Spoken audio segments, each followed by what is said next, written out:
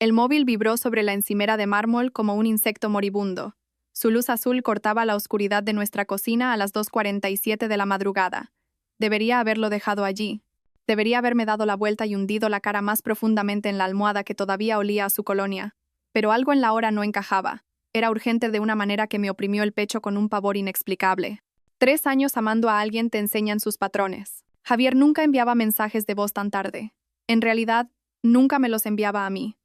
Prefería que sus palabras estuvieran cuidadosamente tecleadas, editadas, perfeccionadas antes de pulsar enviar. El control era su idioma, y la espontaneidad, un dialecto que nunca aprendió a hablar. Mis pies descalzos susurraron sobre el frío parqué mientras me dirigía hacia el móvil. Mi camisón de seda captaba la luz de la luna que se colaba por los ventanales del suelo al techo.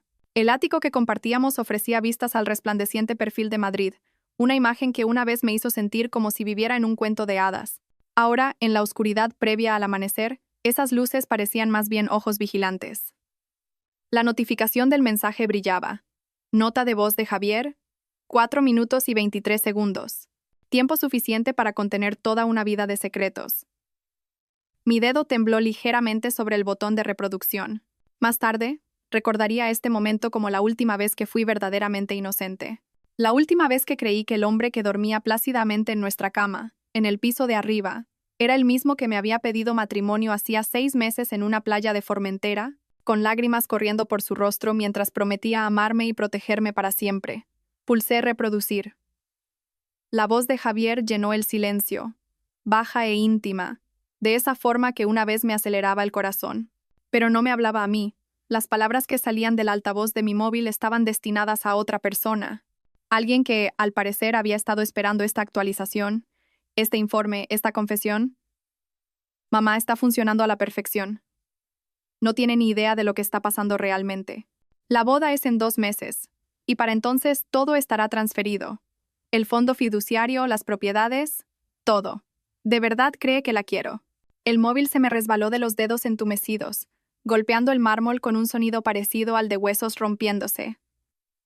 Pero la voz de Javier continuó, flotando desde el suelo como un gas venenoso. Tenías razón sobre jugar a largo plazo. 3 años fingiendo ser el novio perfecto y está completamente bajo mi control. Y lo mejor es que está muy agradecida por mi paciencia con su ansiedad y su depresión. Si supiera que soy yo quien la está causando. Su risa, ese sonido cálido y profundo del que me había enamorado, ahora se sentía como agua helada en mis venas. Caí de rodillas en el suelo de la cocina, con las manos apretadas contra la boca para ahogar el sollozo que amenazaba con escapar. Arriba, podía oír el leve sonido de Javier moviéndose en nuestra cama, probablemente buscándome en sueños, manteniendo la ilusión incluso en la inconsciencia. La nota de voz continuaba. Cada palabra una nueva herida. El cambio de medicación fue una genialidad, mamá. Sustituir sus antidepresivos por placebos la ha vuelto mucho más dependiente de mí. Y las técnicas de por gaslighting porque me enseñaste, ahora cuestiona su propia memoria. A veces le muevo las llaves o le cambio las contraseñas y luego me muestro preocupado cuando no las encuentra. La semana pasada llegó a disculparse conmigo por estar tan olvidadiza últimamente. Mi cuerpo entero empezó a temblar mientras 3 años de recuerdos se barajaban como una baraja de cartas, revelando una imagen completamente diferente. Cada momento tierno, cada gesto de apoyo, cada vez que me había abrazado mientras yo lloraba por sentirme loca o rota, todo había sido calculado, orquestado, una actuación digna de un Goya. La herencia de su abuela es el verdadero premio, continuó la voz de Javier, ajena al hecho de que su audiencia prevista no era la única que escuchaba. 12 millones de euros, además de la finca en la Sierra de Madrid. Una vez que estemos casados, tendré acceso a todo. Entonces podremos preparar el accidente del que hablamos. Hacer que parezca que uno de sus episodios fue demasiado lejos. Todo el mundo ya piensa que es inestable. Me he asegurado de ello. La palabra accidente me golpeó como un puñetazo. Me doblé mi frente tocando el frío mármol mientras el alcance completo de su plan se cristalizaba en mi mente. No se trataba solo de dinero. Se trataba de mi vida. Tengo que admitir que hubo momentos en los que casi me sentí mal por ella. La voz de Javier adoptó un tono de falsa compasión. Es tan confiada, tan ansiosa por complacer, pero luego recuerdo por lo que estamos trabajando, y se vuelve más fácil. Además, cumplió su propósito. La boda será preciosa. El dinero de su abuela la pagará, lo cual es justicia poética, ¿no crees? Me obligué a incorporar-me a seguir escuchando, aunque cada instinto me gritaba que corriera. Necesitaba oírlo todo, cada detalle, cada confesión, porque en algún lugar bajo el shock y la devastación, algo más se estaba gestando. Algo frío, afilado e infinitamente más peligroso que la mujer con el corazón roto que había sido 60 segundos antes. Te llamaré mañana para ultimar los detalles del acuerdo prenupcial. No te preocupes, firmará lo que le ponga delante. Confía en mí por completo. Pobre Isabelita, no tiene ni idea de que su cuento de hadas está a punto de convertirse en su peor pesadilla. La nota de voz terminó con un suave pitido, dejándome sola en la oscuridad con el sonido de mi propia respiración entrecortada. Había dicho mi nombre como si fuera el remate de un chiste que solo él y su madre entendían. Permanecí en el suelo de la cocina durante lo que parecieron horas. Mi mente pasaba por la incredulidad, la devastación y, finalmente, se asentaba en algo mucho más útil: rabia. Pura rabia cristalina que quemó la niebla de manipulación y por gaslighting, porque había nublado mi juicio durante 3 años. Javier se creía muy listo. Pensó que había encontrado la víctima perfecta en la nieta afligida que había heredado más dinero del que sabía cómo manejar. Me había estudiado como un depredador estudia a su presa, aprendiendo mis debilidades, mis detonantes, mi desesperada necesidad de ser amada después de perder a la única familia que había conocido. Pero Javier había cometido un error crucial. Me había subestimado. Cuando finalmente me levanté, con las piernas firmes a pesar de todo lo que acababa de descubrir, vi mi reflejo en la ventana oscurecida. La mujer que me devolvía la mirada parecía diferente de alguna manera. Más vieja, más dura, más centrada. La chica rota y manipulada que Javier creía conocer había desaparecido. En su lugar había alguien a quien nunca había conocido. Alguien que no solo había heredado la fortuna de su abuela, sino también su inteligencia afilada como una navaja y su determinación implacable. Javier quería jugar. Bien, pero estaba a punto de aprender que algunos juegos tienen consecuencias que nunca vio venir. Cogí el móvil y guardé la nota de voz en 3 cuentas distintas en la nube. Luego subí a nuestro dormitorio, donde mi prometido dormía plácidamente, con un brazo extendido sobre mi lado de la cama como si me buscara. Me quedé en el umbral un largo momento, observándolo. Mañana empezaría a planificar la actuación más importante de mi vida. Sería la prometida perfecta y confiada, hasta el momento en que lo destruyera.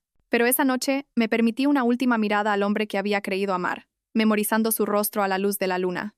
Porque después de mañana, Javier Mendoza no volvería a dormir en paz.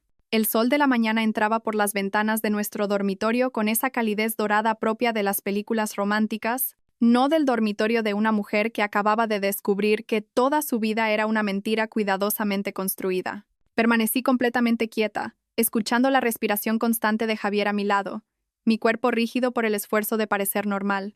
Buenos días. Preciosa su voz era áspera por el sueño mientras su brazo se apretaba alrededor de mi cintura.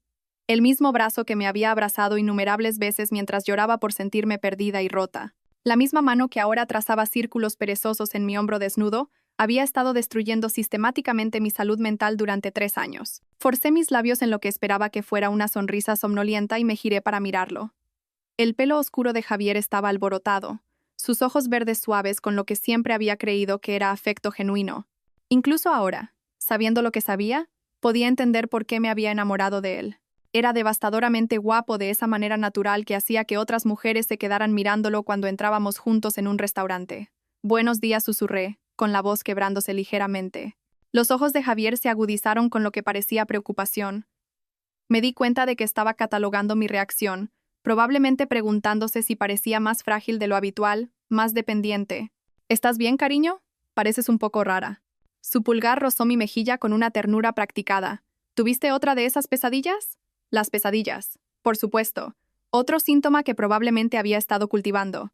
Otra señal de mi supuesta inestabilidad que podría señalar más tarde. Me pregunté cuántos de mis episodios habían sido provocados por sus sutiles manipulaciones. Un objeto movido aquí, una contraseña cambiada allá, un medicamento que no funcionaba porque en realidad no era un medicamento.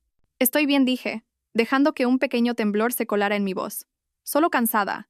Creo que me levanté a por agua sobre las 3 y no pude volver a dormirme. La expresión de Javier cambió a una de suave preocupación, pero capté algo más parpadeando detrás de sus ojos. Satisfacción. Le complacía que tuviera problemas para dormir. Le complacía que pareciera frágil e insegura. Últimamente has tenido muchas noches inquietas, dijo, su voz adoptando ese cuidadoso tono terapéutico que usaba cuando quería hacerme dudar de mí misma. Quizás deberíamos hablar con el doctor Serrano para ajustar tu medicación de nuevo. El doctor Serrano. La recomendación de Javier cuando empecé a tener problemas de ansiedad y depresión hacía 2 años. Confié completamente en el juicio de Javier, sin cuestionar por qué había insistido tanto en ese psiquiatra en particular, o por qué siempre insistía en venir a mis citas para apoyarme. Quizás asentí, acurrucándome más cerca de él y escondiendo mi cara en su pecho para que no pudiera ver mi expresión. Siempre sabes lo que es mejor para mí. Sentí, más que vi, su sonrisa. Solo quiero cuidarte, Isa. Lo sabes, ¿verdad? Todo lo que hago es porque te quiero. Las palabras que una vez me hicieron sentir querida ahora me ponían la piel de gallina, pero me obligué a relajarme contra él, a interpretar el papel de la prometida agradecida y dependiente que él esperaba. Lo sé, murmuré. No sé qué haría sin ti. Nunca tendrás que averiguarlo, dijo, depositando un beso en mi coronilla. No voy a ninguna parte, no voy a ninguna parte, porque me necesitaba viva y casada con él al menos el tiempo suficiente para acceder a mi herencia. Después de eso, bueno, la nota de voz había dejado muy claros sus planes a largo plazo. El móvil de Javier vibró en su mesita de noche, y sentí que su cuerpo se tensaba ligeramente. Probablemente sea del trabajo, dijo, pero había algo en su voz que me hizo pensar lo contrario. Debería mirarlo. Levanté la cabeza para dejar que cogiera el móvil, observando su rostro cuidadosamente mientras leía el mensaje que había llegado. Su mandíbula se tensó casi imperceptiblemente, y sus dedos se movieron rápidamente por la pantalla. ¿Todo bien?, pregunté, inyectando la cantidad justa de preocupación en mi voz. Sí, solo unos problemas con la cuenta de los Bryson, dijo con fluidez, dejando el móvil de nuevo en la mesita. Nada que no pueda manejar. La cuenta de los Bryson. Nunca le había oído mencionar ninguna cuenta de los Bryson antes, pero claro, estaba aprendiendo que había muchas cosas sobre Javier que nunca había sabido realmente. Trabajas tanto, dije, trazando patrones en su pecho con la yema de mi dedo. A veces me preocupo por ti. No te preocupes por mí, cariño. Sé cuidarme solo. Su mano atrapó la mía, deteniendo mis movimientos. Tú solo céntrate en mejorar, en nuestra boda. Dentro de 2 meses, serás la señora de Mendoza. Señora de Mendoza. El nombre que había estado practicando escribir en los márgenes de los cuadernos como una adolescente enamorada. El nombre que se suponía que representaba mí, y comieron perdices. Estoy deseando, dije. Y por primera vez desde que escuché esa nota de voz, estaba diciendo la verdad. No podía esperar al día de nuestra boda, porque para entonces Javier Mendoza iba a recibir exactamente lo que se merecía. El móvil de Javier volvió a vibrar, y esta vez no pudo ocultar su irritación. Lo siento, nena. De verdad que tengo que coger esta llamada. ¿Por qué no vas preparando el desayuno? Bajo en unos minutos. Claro, dije, saliendo de la cama y cogiendo mi bata. Tómate tu tiempo. Bajé a la cocina, con la mente a toda velocidad mientras hacía los movimientos de preparar café y empezar el desayuno. La voz de Javier llegaba desde arriba. Hablaba en tonos bajos y urgentes, pero no pude entender las palabras, probablemente hablando con su madre, discutiendo sus planes para mi destrucción. Mientras rompía huevos en un bol, me encontré pensando en la madre de Javier, Carmen Mendoza. Solo la había visto un puñado de veces en los últimos 3 años, y cada encuentro me había dejado sintiéndome de alguna manera disminuida. Era una mujer alta y elegante, de pelo plateado y fríos ojos azules que parecían atravesarme. Había sido lo suficientemente educada, pero siempre había habido algo calculador en la forma en que me miraba, como si estuviera tasando mi valor. Ahora, entendía por qué. No me estaba evaluando como una posible nuera. Me estaba evaluando como un objetivo. Huele de maravilla aquí abajo. La voz de Javier me hizo saltar, y me di cuenta de que había estado parada, congelada, frente a la vitrocerámica, con los huevos quemándose en la sartén. Oh, no, dije rápidamente, apagando el fuego. Lo siento, estaba... no pasa nada, dijo Javier colocándose detrás de mí y rodeando mi cintura con sus brazos. Has estado tan despistada últimamente. Quizás deberías tomarte una de esas pastillas que te recetó el doctor Serrano para la ansiedad. ¿Las pastillas? Las pastillas falsas que probablemente no eran más que comprimidos de azúcar diseñados para hacerme pensar que estaba recibiendo ayuda, cuando en realidad se aseguraban de que empeorara. Tienes razón, dije, apoyándome en él. Me tomaré una después de desayunar. Buena chica, murmuró, y el tono condescendiente que una vez encontré entrañable ahora me hizo apretar los dientes. Odio verte sufrir así. Me giré en sus brazos, mirándolo a su hermoso rostro con lo que esperaba que fuera adoración. ¿Qué he hecho yo para merecerte? Existir, dijo, ahuecando mi cara entre sus manos. Tú, hermosa, perfecta y confiada Isabel. Existir y elegir quererme. Las palabras eran poesía. También eran una confesión, aunque Javier no se diera cuenta. Yo había sido confiada. Perfecta, completa, devastadoramente confiada. Pero esa mujer ya no existía, reemplazada por alguien mucho más peligroso. Te quiero tanto, susurré, poniéndome de puntillas para besarlo. A veces siento que te quiero más que a mí misma. Así es como debe ser, dijo Javier contra mis labios. Cuando realmente quieres a alguien, se vuelve más importante que cualquier otra cosa, más importante que tu propio juicio, tus propios instintos. Confías en esa persona completamente. Otra confesión envuelta en palabras románticas. Javier me estaba diciendo exactamente cómo me había manipulado, probablemente obteniendo alguna satisfacción enfermiza de mi evidente devoción. Confío en ti completamente, dije. Con mi vida. Y nunca traicionaré esa confianza, dijo Javier solemnemente. Te lo prometo, Isabel. Nunca, nunca te haré daño. La mentira salió de su lengua con tal fluidez que casi creí que él mismo se la creía. Quizás en su mente retorcida, matarme por mi dinero no era hacerme daño. Era solo un negocio. Sé que no lo harás, dije, sonriéndole con todo el amor y la confianza que una podía reunir. Eres lo mejor que me ha pasado nunca. La sonrisa de Javier era radiante, y por un momento, vislumbré cómo podría haber sido si hubiera sido una persona diferente. Si hubiera sido capaz de un amor genuino en lugar de una hábil imitación, ve a prepararte para ir a trabajar, dije, empujándolo suavemente hacia las escaleras. Yo limpiaré aquí y luego quizás haga algo de planificación de la boda. Quiero que todo sea perfecto. Lo será, dijo Javier, sus ojos brillando con una emoción que ahora reconocía como codicia en lugar de amor. Nuestra boda va a ser absolutamente perfecta. Mientras sus pasos desaparecían escaleras arriba, permití que mi máscara se deslizara por un momento. Mi reflejo en la ventana de la cocina mostraba a una mujer con ojos fríos y decididos, una mujer que Javier nunca había conocido y que nunca vería venir. Saqué mi móvil y abrí una nueva nota, titulándola Planes de boda. Pero la lista que empecé a escribir no tenía nada que ver con flores, lugares o catering. En cambio, comencé a documentar todo lo que podía recordar sobre el comportamiento de Javier en los últimos 3 años. Cada vez que me había sentido confundida o olvidadiza, cada vez que él había sido sospechosamente servicial o solidario, cada vez que me había guiado hacia una decisión que finalmente lo había beneficiado a él, el patrón era tan claro ahora que me preguntaba cómo lo había pasado por alto. Pero esa era la naturaleza insidiosa del por gaslighting. Sucedía tan gradualmente, tan sutilmente, que la víctima nunca se daba cuenta de que estaba siendo manipulada hasta que era casi demasiado tarde. Casi. Javier pensaba que tenía 2 meses más para completar su plan. 2 meses más para vaciar mis cuentas bancarias y organizar mi accidente. Pero se equivocaba en una cosa crucial. Pensaba que yo seguía siendo la misma mujer rota y confiada que había estado destruyendo sistemáticamente durante 3 años. Oí la ducha empezar arriba y supe que tenía quizás 20 minutos antes de que Javier volviera a bajar. 20 minutos para empezar a sentar las bases de su destrucción. Abrí mi portátil y empecé a investigar al doctor Serrano, el psiquiatra que Javier tan amablemente me había recomendado.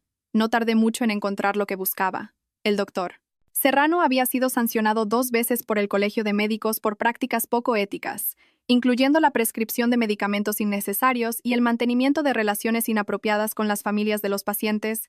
La queja más reciente había sido presentada hacía solo 6 meses por una mujer cuyo marido había estado pagando al doctor Serrano para mantenerla medicada y sumisa durante su proceso de divorcio.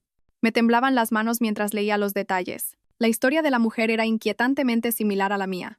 Un inicio misterioso de ansiedad y depresión, una creciente dependencia de su marido, problemas de memoria, y una sensación cada vez mayor de que estaba perdiendo la cabeza. La única diferencia era que ella había descubierto la verdad antes de que su marido pudiera completar lo que fuera que estuviera planeando. Hice capturas de pantalla de todo, lo guardé en mi almacenamiento seguro en la nube y luego borré mi historial de navegación. Javier era meticuloso a la hora de revisar mi actividad en línea. Otra bandera roja que había pasado por alto, interpretando su vigilancia como una preocupación cariñosa por mi salud mental. La ducha seguía corriendo, así que llamé rápidamente a mi banco. Hola, soy Isabel Valverde. Necesito hablar con alguien sobre mis cuentas, por favor. Es urgente. Por supuesto, señora Valverde. Le paso con su gestor personal. En cuestión de minutos, estaba hablando con Janet, la mujer que había estado gestionando el patrimonio de mi abuela y mi herencia. Isabel, qué alegría oírte. ¿Cómo van los preparativos de la boda? De hecho, por eso llamo, dije manteniendo la voz baja. Necesito hacer algunos cambios en mis cuentas. Por motivos de seguridad. ¿Qué tipo de motivos de seguridad? Respiré hondo. Tengo razones para creer que mi prometido podría estar planeando acceder a mis cuentas sin permiso después de que nos casemos. Necesito saber qué protecciones puedo poner en marcha. Hubo una pausa. Esa es una acusación muy seria, Isabel. ¿Estás segura de esto? Estoy segura, dije con firmeza. Y necesito saber, ¿alguien más ha estado haciendo consultas sobre mis cuentas? ¿Alguien que afirme representarme o pregunte sobre mi situación financiera? Otra pausa. Esta vez más larga. De hecho, sí. Hace unos 3 meses, un hombre llamó diciendo que era tu asesor financiero. Dijo que le habías pedido que obtuviera información sobre tu fondo fiduciario y tu herencia. No le dimos ninguna información, por supuesto, pero... ¿Pero qué? Sabía muchísimos detalles personales sobre ti. El nombre de tu abuela, el valor aproximado de tu herencia, incluso tu número de DNI. Asumimos que tú misma le habías dado la información. La sangre se me heló. Javier llevaba meses planeando esto. ¿Cuál era su nombre? Dijo que se llamaba Javier Mendoza. Dijo que era tu prometido y que le habías pedido que te ayudara a gestionar tus finanzas después de la boda. La ducha había dejado de sonar. Podía oír a Javier moviéndose arriba, probablemente vistiéndose. Janet, necesito que congeles por completo todas mis cuentas de inmediato. Nadie debe poder acceder a nada sin mi presencia física y múltiples formas de identificación. ¿Puedes hacer eso? Por supuesto. Implementaré el nivel más alto de seguridad que tenemos. Isabel, ¿estás a salvo? ¿Necesitas ayuda? Estoy a salvo por ahora, dije, pero puede que necesite moverme rápidamente cuando llegue el momento. ¿Puedes tener fondos líquidos disponibles si los necesito? Absolutamente. Prepararé una cuenta separada a la que solo tú puedas acceder. ¿Algo más? Sí. Necesito que documentes todo lo que hemos hablado hoy, incluyendo la llamada anterior de Javier Mendoza. Y Janet, esta conversación debe permanecer completamente confidencial. Mi vida puede depender de ello. Entendido. Isabel, por favor, ten cuidado. Colgué justo cuando oí los pasos de Javier en la escalera. Rápidamente borré la llamada del historial de mi móvil y abrí una web de planificación de bodas, haciendo que pareciera que había estado mirando arreglos florales. Hola, preciosa, dijo Javier, apareciendo en el umbral de la cocina, devastadoramente guapo con su traje gris marengo. ¿Qué estás mirando? Flores para la ceremonia, dije, girando la pantalla del portátil hacia él. ¿Qué te parecen estas rosas? Javier echó un vistazo a la pantalla con el tipo de interés educado que los hombres suelen mostrar al discutir detalles de la boda. Son preciosas. Lo que te haga feliz, cariño. Quiero que todo sea perfecto, dije, cerrando el portátil. Este va a ser el día más importante de nuestras vidas. Definitivamente lo será, dijo Javier, y volví a ver ese brillo en sus ojos. Cambiará nuestras vidas, podrías decir. Me besó de despedida, el mismo beso tierno que me había dado cada mañana durante 3 años. Pero ahora podía sentir el cálculo detrás de él, la actuación de afecto diseñada para mantenerme sumisa y confiada. Nos vemos esta noche, dijo. Intenta tener un buen día. ¿Vale? Quizás llama al doctor Serrano si sigues sintiéndote ansiosa. Lo haré, prometí. Te quiero. Yo también te quiero, dijo. Y la mentira fue tan suave, tan practicada, que casi admiré su habilidad. Después de que Javier se fuera, me senté en nuestra cocina durante un largo rato, mirando el perfil de la ciudad y pensando en la mujer que había sido hacía solo 12 horas. Esa mujer había estado planeando una boda, eligiendo flores, soñando con su futuro con el hombre que amaba. Había sido ingenua y confiada, y completamente desprevenida para la realidad de quién era realmente Javier Mendoza. Pero esa mujer ya no existía, y en su lugar había alguien mucho más peligroso. Alguien que entendía que la única manera de sobrevivir a un depredador era convirtiéndose en un depredador mejor. Abrí mi portátil de nuevo y empecé a investigar a Carmen Mendoza, la madre de Javier y aparente cómplice. Lo que encontré fue fascinante. Carmen se había casado 4 veces, y 3 de sus maridos habían muerto en circunstancias sospechosas. Cada muerte la había dejado significativamente más rica, y cada investigación había concluido que las muertes fueron accidentales o por causas naturales. El patrón era claro, y explicaba dónde había aprendido Javier sus habilidades. Carmen Mendoza era una viuda negra, y había entrenado a su hijo para que siguiera sus pasos. Pero habían cometido un error crucial.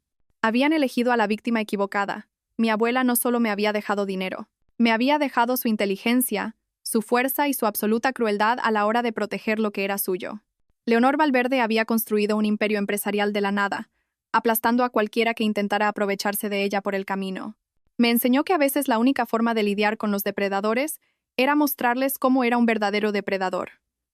Pasé el resto de la mañana haciendo llamadas y poniendo en marcha los planes.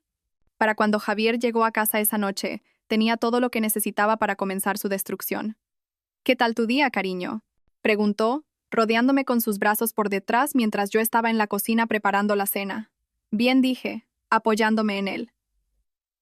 Comí con mi amiga Sofía e hice más planificación de la boda. Y llamé al doctor Serrano como sugeriste. Sentí que el cuerpo de Javier se tensaba ligeramente. ¿Qué dijo?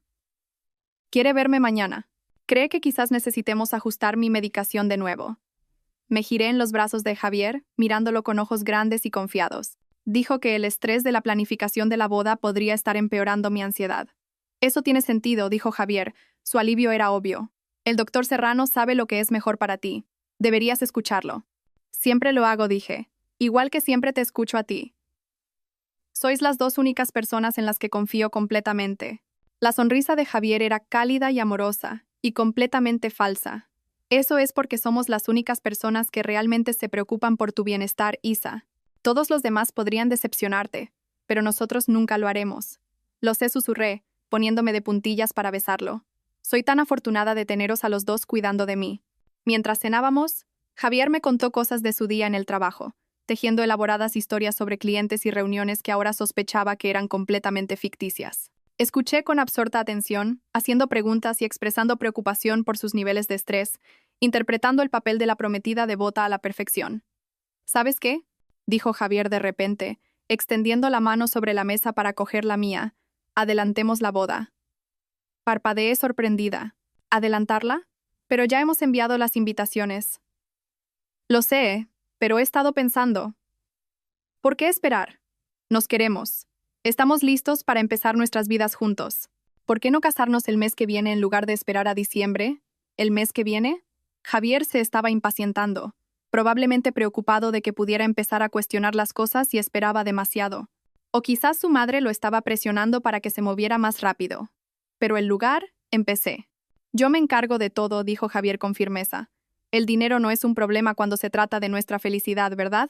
Podemos permitirnos pagar los recargos por urgencia, cambiar el catering, lo que sea necesario. Mi dinero, quería decir. Podíamos permitírnoslo porque yo lo estaba pagando todo, al igual que había estado pagando toda nuestra relación sin darme cuenta. Si crees que es lo mejor, dije lentamente, como si lo estuviera considerando. Solo quiero ser tu esposa. Y yo quiero que seas mi esposa, dijo Javier, llevando mi mano a sus labios. Señora de Mendoza. Suena tan bien, ¿no crees? Sí, asentí. Aunque tengo que admitir que me pone un poco nerviosa cambiarme el apellido. Valverde es todo lo que me queda de mi abuela. La expresión de Javier parpadeó por un instante. ¿Molestia, quizás? ¿O cálculo? Podrías usar un apellido compuesto, dijo cuidadosamente. Isabel Valverde de Mendoza. Así mantienes ambos. ¿Te parecería bien?, pregunté. Sé que algunos hombres prefieren que sus esposas tomen su apellido por completo. Solo quiero que seas feliz, dijo Javier. Pero pude ver las ruedas girando en su cabeza. Probablemente se preguntaba si mantener el apellido Valverde complicaría sus planes de alguna manera. Eres tan comprensivo, dije, apretando su mano. No sé qué hice para merecerte. Ser tú misma, dijo Javier. Dulce, confiada, generosa Isabel. Tienes un corazón tan bueno. Un corazón tan bueno. Un blanco tan fácil, quería decir. Esa noche, mientras Javier dormía a mi lado, permanecí despierta mirando al techo y ultimando mis planes. Mañana visitaría al doctor Serrano y confirmaría lo que ya sospechaba sobre mi medicación. Luego comenzaría el cuidadoso proceso de volver las propias armas de Javier en su contra. Quería jugar a juegos mentales. Bien, pero estaba a punto de aprender que algunos juegos tienen consecuencias que nunca vio venir. Pensé en mi abuela, en las historias que solía contarme sobre los despiadados negocios que había cerrado, los competidores que había destruido, la gente que la había subestimado por ser mujer. Leonor Valverde nunca dejó que nadie se aprovechara de ella, y me había criado para ser igual de fuerte. Javier pensaba que se iba a casar con una mujer débil y rota que sería fácil de controlar y finalmente eliminar. En cambio, estaba a punto de casarse con su propia destrucción. La ironía era casi poética. La consulta del doctor Serrano era exactamente lo que esperaba. Muebles de cuero y diplomas en las paredes, diseñados para proyectar autoridad y confianza. Llevaba 2 años viniendo aquí, sentada en la misma silla, confiando a este hombre mi salud mental mientras él la destruía sistemáticamente.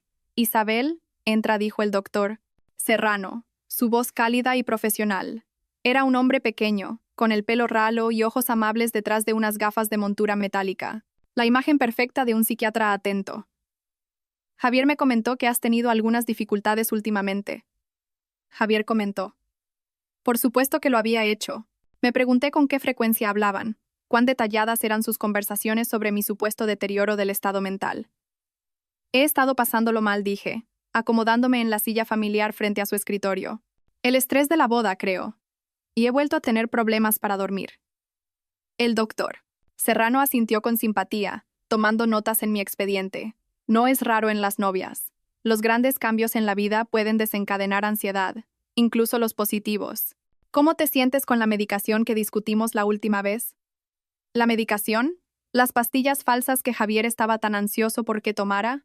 No estoy segura de que estén ayudando, dije con cuidado. Si acaso siento que mi ansiedad ha empeorado desde que empecé a tomarlas. El doctor Serrano frunció el ceño hojeando mi expediente. A veces se necesita tiempo para encontrar la dosis correcta.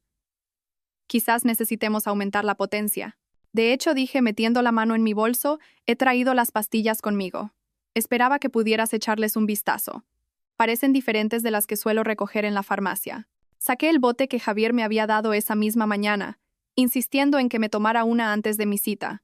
El rostro del doctor Serrano se quedó muy quieto cuando lo puse sobre su escritorio. ¿Diferentes cómo?, preguntó, su voz cuidadosamente neutral. El color es distinto, y no tienen las marcas habituales. Me incliné hacia adelante, observando su rostro con atención. Probablemente esté siendo paranoica, pero con todo lo que ha estado pasando con mi memoria últimamente, solo quiero asegurarme de que estoy tomando la medicación correcta. El doctor Serrano cogió el bote y vi que sus manos temblaban ligeramente. ¿De dónde has sacado estas? Javier me las recogió ayer. Dijo que en la farmacia se habían quedado sin mi marca habitual, así que le dieron una versión genérica. Ladeé la cabeza, proyectando una confusión inocente. ¿Pasa algo? Estas no son. Empezó el doctor Serrano, y luego se detuvo. Déjame llamar a la farmacia y comprobarlo. Pudo haber una confusión. ¿Una confusión? Dejé que mi voz se elevara ligeramente, inyectando la cantidad justa de pánico. ¿Qué tipo de confusión? ¿He estado tomando la medicación equivocada? Estoy seguro de que no es nada grave, dijo el doctor Serrano rápidamente, pero el sudor le perlaba la frente. ¿Por qué no esperas aquí mientras hago unas llamadas? Salió de la consulta llevándose el bote de pastillas. Tan pronto como la puerta se cerró, me levanté de mi silla y me dirigí a su escritorio. Tenía quizás 5 minutos antes de que volviera, y necesitaba ver mi expediente. La carpeta de Manila con mi nombre estaba justo encima de su escritorio, como si la hubiera estado revisando antes de que yo llegara. La abrí y empecé a fotografiar las páginas con mi móvil, con el corazón acelerado mientras documentaba 2 años de mentiras. Las notas eran condenatorias. El doctor Serrano había estado siguiendo mi deterioro mental en detalle, anotando mi creciente dependencia de Javier, mis problemas de memoria, mi creciente aislamiento de amigos y familiares. Pero la parte más escalofriante era el plan de tratamiento que había esbozado. Un programa sistemático de manipulación psicológica diseñado para hacerme completamente dependiente de Javier mientras destruía mi credibilidad con cualquiera que pudiera intentar ayudarme. Había notas sobre la medicación falsa, sobre técnicas para inducir paranoia y confusión, incluso sugerencias sobre cómo Javier podría aislarme de mi red de apoyo. Era un plan de tortura psicológica escrito en lenguaje clínico, que lo hacía sonar como un tratamiento legítimo. Oí pasos en el pasillo y rápidamente cerré la carpeta, volviendo a mi silla justo cuando el doctor Serrano regresaba a la consulta. Tenía el rostro pálido y aferraba el bote de pastillas como si fuera a explotar. Bueno, pregunté, dejando que la ansiedad se colara en mi voz. ¿Qué han dicho? Efectivamente, hubo una confusión, dijo el doctor Serrano con cuidado. Estas pastillas no son tu medicación. Son en realidad solo suplementos vitamínicos. ¿Suplementos vitamínicos? Lo miré en shock. ¿Quieres decir que he estado tomando vitaminas en lugar de mis antidepresivos durante el último mes? Eso parece. Lo siento mucho, Isabel. Este es un error grave por parte de la farmacia.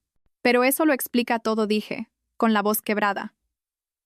¿Por qué me he sentido mucho peor? ¿Por qué mi ansiedad ha estado por las nubes? No he estado recibiendo ningún tratamiento en absoluto. Sé que esto es molesto, dijo el doctor Serrano, pero podemos arreglarlo. Te escribiré una nueva receta ahora mismo, y te pondremos de nuevo en la medicación adecuada inmediatamente. ¿Cómo ha podido pasar esto?, pregunté, mientras las lágrimas comenzaban a fluir. Javier les dijo específicamente que eran para mis antidepresivos. ¿Cómo pudieron darle las pastillas equivocadas? A veces estas cosas pasan, dijo el doctor Serrano, pero no me miraba a los ojos. Lo importante es que hemos detectado el error. Necesito llamar a Javier, dije, cogiendo mi móvil. Se va a disgustar mucho. Ha estado tan preocupado por mí, y ahora sabemos por qué he estado empeorando en lugar de mejorar. En realidad, dijo el doctor Serrano rápidamente, quizás deberíamos esperar para decírselo a Javier. Me gustaría que te estabilizaras primero con la medicación correcta. No hay necesidad de preocuparlo innecesariamente, pero tiene derecho a saberlo, protesté. Se ha estado culpando a sí mismo por no poder ayudarme a sentirme mejor. Esto será un gran alivio para él. Claro. Claro, dijo el doctor Serrano, claramente nervioso, tienes razón. Pero quizás deberíamos discutir cómo manejar esta situación con cuidado. Javier ha estado bajo mucho estrés preocupándose por ti. Observé al doctor Serrano retorcerse, disfrutando cada momento de su incomodidad. Estaba atrapado entre su lealtad a Javier y su necesidad de mantener su fachada profesional. La falsa preocupación en su voz era casi tan nauseabunda como el amor fingido de Javier. Tienes razón, dije finalmente. Javier ha estado muy estresado. Quizás debería esperar a sentirme mejor antes de contarle el error de la farmacia. No quiero que se sienta culpable por algo que no fue culpa suya. El alivio inundó el rostro del doctor Serrano. Eso es muy considerado por tu parte, Isabel. Muy maduro. Es que lo quiero tanto, dije, secándome los ojos con un pañuelo. Me ha estado cuidando tan bien durante todo esto. No sé qué habría hecho sin él. Javier, en efecto, te es muy devoto, dijo el doctor Serrano, y capté algo calculador en su expresión. Me llama regularmente para informarse de tu progreso. Es raro ver tal dedicación por parte de una pareja. ¿Te llama?, pregunté fingiendo sorpresa. Nunca lo mencionó. No quiere preocuparte, dijo el doctor Serrano con fluidez. Está muy preocupado por tu bienestar. De hecho, me ha pedido que le mantenga informado de cualquier cambio en tu estado. Qué tierno por su parte, dije, mientras internamente catalogaba esta admisión de su conspiración. Realmente piensa en todo.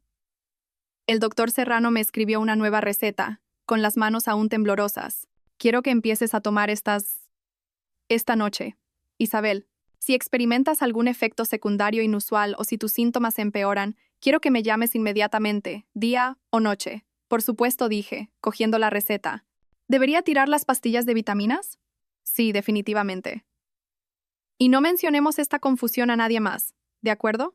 Este tipo de errores de farmacia pueden causar un pánico innecesario si se corre la voz. Entiendo, dije. Nuestro secreto. Al salir de la consulta del doctor Serrano, sentí una oleada de oscura satisfacción.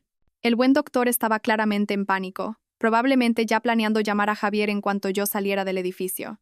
Se esforzarían por averiguar cómo sus planes cuidadosamente trazados habían sido expuestos, sin sospechar nunca que yo estaba 3 pasos por delante de ellos. Conduje directamente a un laboratorio privado al otro lado de la ciudad, uno especializado en análisis farmacéuticos. En 1 hora, tuve la confirmación de lo que ya sabía. Las pastillas que Javier me había estado dando no eran más que comprimidos de lactosa, completamente inertes y diseñados para no hacer absolutamente nada por mis supuestos problemas de salud mental. Pero la nueva receta del doctor Serrano era aún más interesante. Las pastillas que acababa de recetarme eran en realidad un potente sedante, algo que me habría dejado somnolienta, confundida y altamente sugestionable. Si las hubiera tomado, habría estado completamente a merced de Javier en cuestión de días. Pagué por un procesamiento urgente de los resultados del laboratorio y pedí varias copias del análisis. Luego conduje hasta el despacho de mi abogada. Marta Soler había sido la abogada de mi abuela durante 30 años y se había encargado de la transferencia del patrimonio cuando Leonor murió. Era una mujer aguda de unos 60 años, con el pelo plateado y ojos de halcón. Si alguien podía ayudarme a navegar las implicaciones legales de lo que había descubierto, era Marta. Isabel dijo, levantándose de detrás de su enorme escritorio de caoba cuando me hicieron pasar a su oficina. ¡Qué placer inesperado! ¿Cómo van los preparativos de la boda? De hecho, por eso estoy aquí, dije, sentándome en la silla frente a ella. Necesito tu ayuda con algo muy serio. La expresión de Marta se agudizó mientras le exponía todo lo que había descubierto. La nota de voz, la medicación falsa, la implicación del doctor Serrano, los planes de Javier para mi herencia y mi vida. Le mostré los resultados del laboratorio, las fotos de mi expediente médico, la documentación de mi banco, sobre las consultas de Javier a mis cuentas. Cuando terminé, Marta permaneció en silencio un largo momento, con los dedos entrelazados frente a su rostro. Esto es intento de asesinato, dijo finalmente. Conspiración para cometer fraude, negligencia médica. Posiblemente crimen organizado si esto forma parte de un patrón más amplio. Isabel, tienes que ir a la policía inmediatamente. No dije con firmeza. Todavía no. ¿Qué quieres decir con que todavía no? Este hombre está planeando matarte. Está planeando matar a la mujer débil y rota que cree que soy corregí. Pero esa mujer ya no existe. Y quiero que pague por algo más que sus planes. Quiero que pague por lo que ya me ha hecho.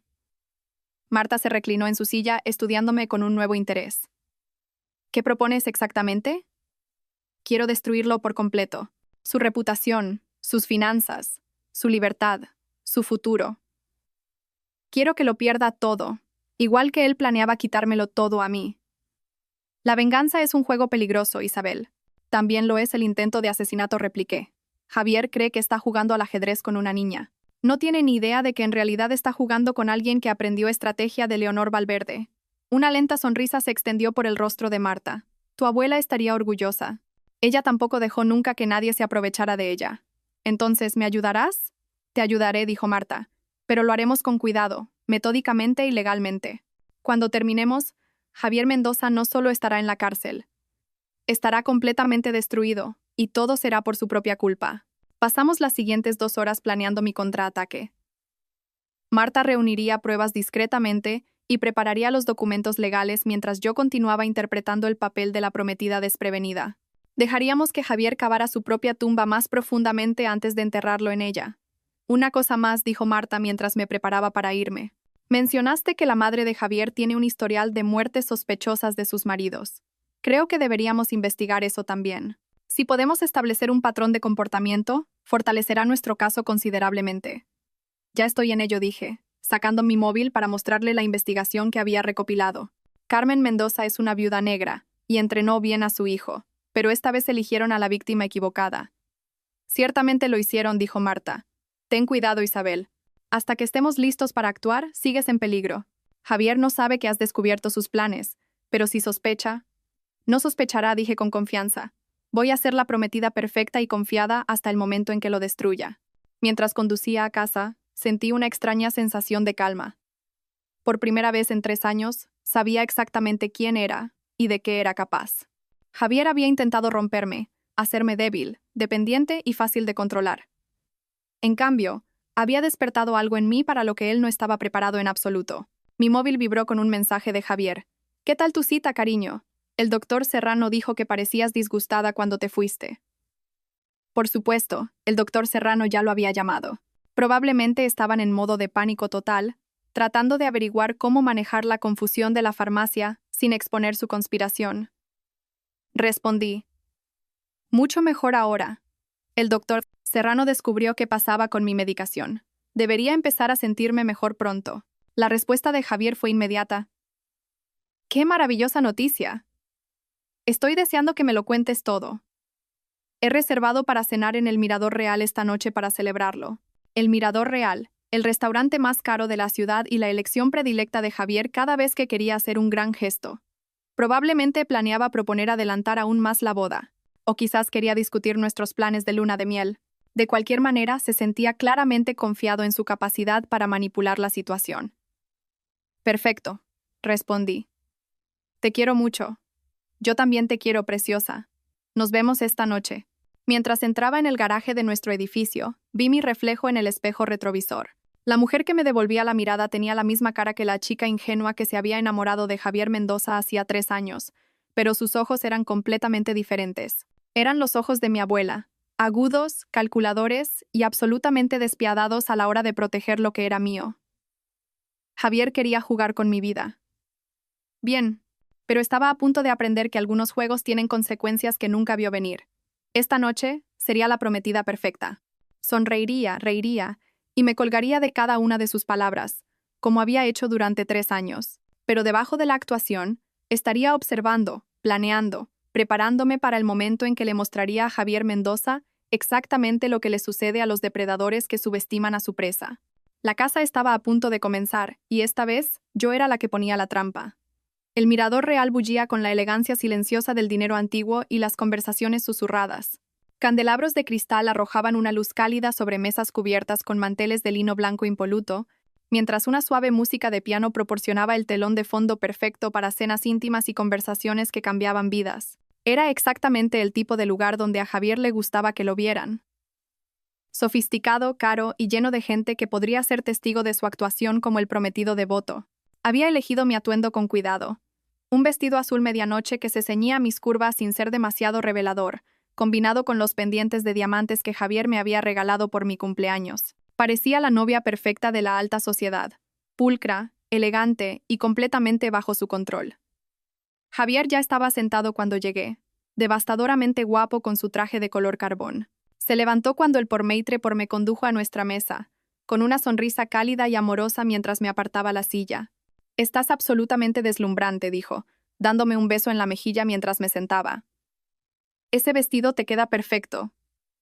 «Gracias», dije, dejando que un ligero rubor coloreara mis mejillas. «Quería estar especial esta noche. Dijiste que estábamos celebrando». «Lo estamos», dijo Javier, acomodándose de nuevo en su silla. Sus ojos brillaban de emoción, y casi podía ver las ruedas girando en su cabeza. «Tengo una noticia maravillosa que compartir contigo». El camarero apareció con cava. Un gramona, naturalmente. Javier nunca hacía nada a medias cuando intentaba impresionarme.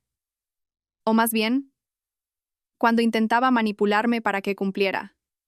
«Por los nuevos comienzos», dijo Javier levantando su copa. «Por los nuevos comienzos», repetí, chocando mi copa contra la suya. El cava era perfecto, fresco y efervescente, y me permití disfrutarlo. Después de todo, Javier estaba pagando la cena con dinero que, esencialmente, me había robado durante los últimos 3 años. Entonces dije, inclinándome hacia adelante con ansiosa expectación, «¿Cuál es esa maravillosa noticia?» La sonrisa de Javier se amplió. «He estado pensando en lo que dijiste esta mañana sobre adelantar la boda, y he decidido que tienes toda la razón. ¿Por qué deberíamos esperar?» «¿De verdad?» Dejé que mi voz se elevara con emoción. «¿Lo dices en serio?» «Lo digo en serio», dijo Javier, extendiendo la mano sobre la mesa para coger la mía. «De hecho, ya he hecho algunas llamadas. Podemos celebrar la ceremonia dentro de 3 semanas. El sábado, si quieres».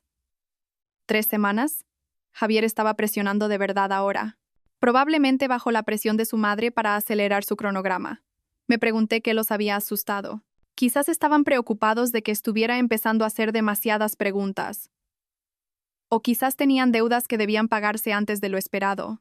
3 semanas, dije, con la voz entrecortada por una aparente alegría. «Pero es tan pronto. ¿Realmente podemos organizarlo todo tan rápido?» «El dinero manda», cariño, dijo Javier apretando mi mano. «Ya he hablado con el lugar, el catering, el florista. Todos están dispuestos a acomodarnos por el precio adecuado».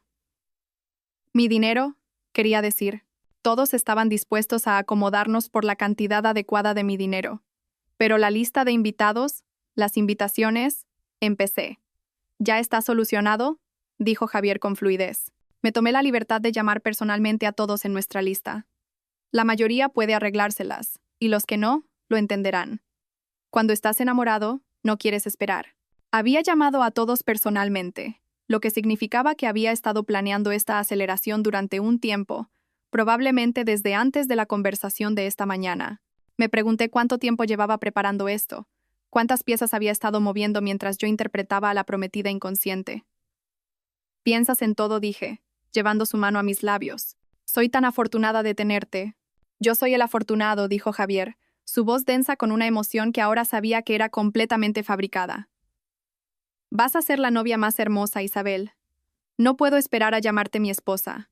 El camarero apareció para tomar nuestro pedido, y Javier eligió por los dos sin preguntarme qué quería. Otra táctica de control que había pasado por alto durante 3 años, interpretando su decisión como romántica en lugar de dominante. «Hay una cosa más», dijo Javier después de que el camarero se fuera. «Sobre el acuerdo prenupcial». Mi ritmo cardíaco se disparó, pero mantuve mi expresión neutral. «¿Acuerdo prenupcial?»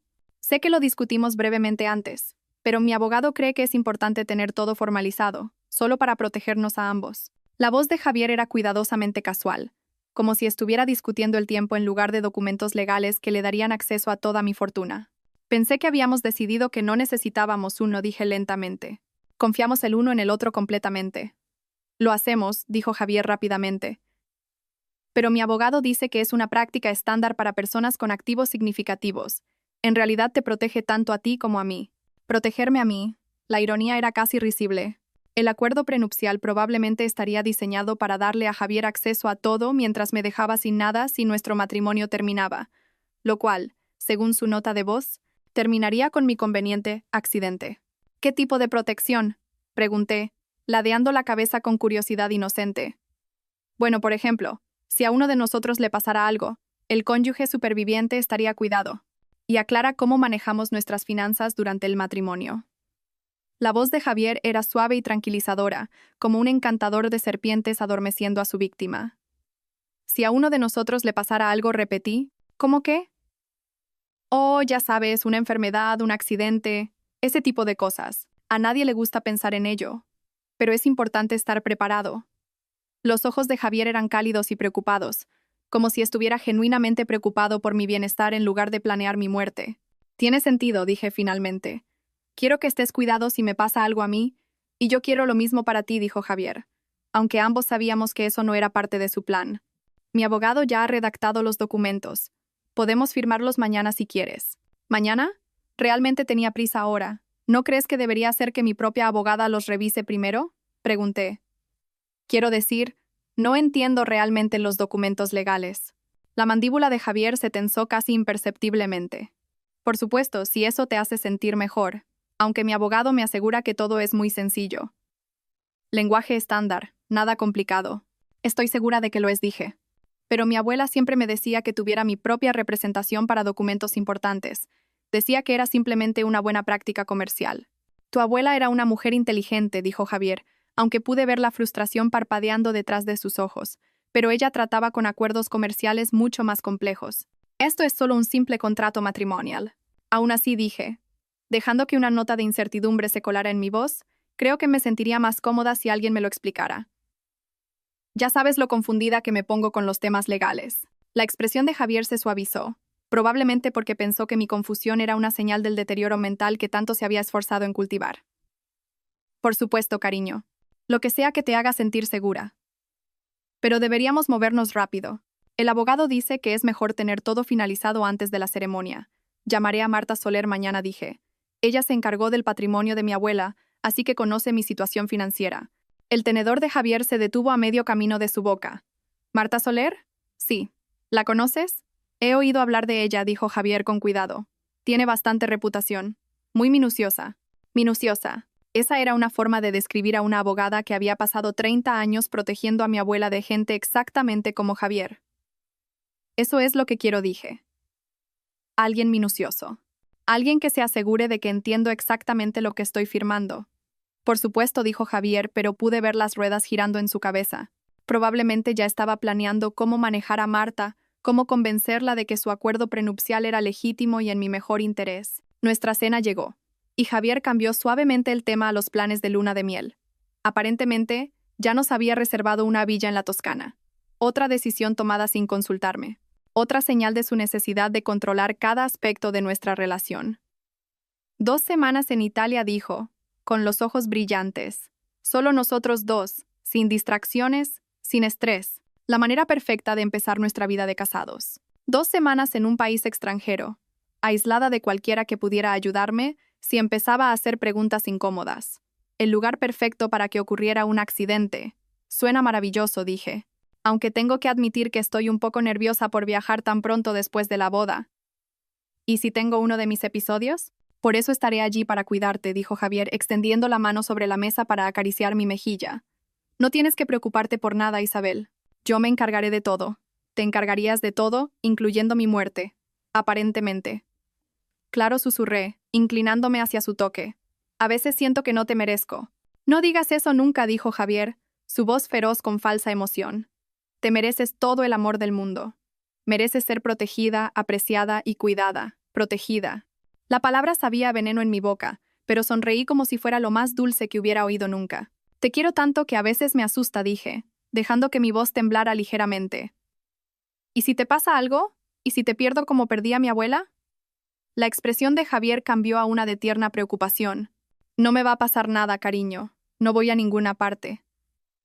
Pero, ¿y si pasa? ¿Y si hay un accidente o algo? No creo que pudiera sobrevivir a perderte también. Dejé que las lágrimas se acumularan en mis ojos, interpretando el papel de la mujer frágil y dependiente que él esperaba que fuera. Oye, dijo Javier suavemente, acercando su silla a la mía para poder rodear mis hombros con su brazo. Mírame, no me va a pasar nada, ¿vale? Y aunque pasara algo, eres más fuerte de lo que crees. Sobrevivirías. No, no lo haría, dije, negando con la cabeza. Apenas puedo funcionar ahora cuando solo estás en el trabajo todo el día. Si te perdiera permanentemente, dejé la frase en el aire, como si el pensamiento fuera demasiado terrible para completarlo. El brazo de Javier se apretó a mi alrededor y casi pude sentir su satisfacción. Esto era exactamente lo que quería oír. La confirmación de que era completamente dependiente de él, de que no podía imaginar la vida sin él. Nunca tendrás que averiguarlo, dijo, depositando un beso en mi coronilla. Te lo prometo, Isabel. Nunca te dejaré. Otra mentira. Suave como la seda y 2 veces más mortal. A veces pienso en qué pasaría si yo muriera primero, dije en voz baja. Sé que es morboso, pero con mi ansiedad y depresión empeorando. No hables así, dijo Javier bruscamente, y luego suavizó inmediatamente su tono. Lo siento. No quería ser brusco. Es solo que la idea de perderte me aterroriza. Lo siento, dije rápidamente. Sé que no debería pensar en cosas tan oscuras. Es solo que el doctor Serrano dijo que mi condición podría empeorar antes de mejorar, y a veces me preocupo. ¿Qué dijo exactamente el doctor Serrano?, preguntó Javier, su voz cuidadosamente neutral. Solo que la depresión severa a veces puede llevar a que la gente se haga daño a sí misma, dije, bajando la voz a un susurro. Dijo que necesito tener mucho cuidado, especialmente con el estrés de la boda. Javier guardó silencio por un momento, y pude verlo procesando esta información, probablemente preguntándose si podría usar mi supuesta ideación suicida como parte de su plan. Por eso el acuerdo prenupcial es tan importante, dijo finalmente. Si te pasara algo que no pasará, querría asegurarme de que se respetaran tus deseos. El legado de tu abuela, tus intereses benéficos, todo. Mis intereses benéficos. Casi me reí de su audacia. Javier ya estaba planeando cómo gastar mi dinero después de mi muerte, probablemente averiguando qué organizaciones benéficas se beneficiarían de mi patrimonio.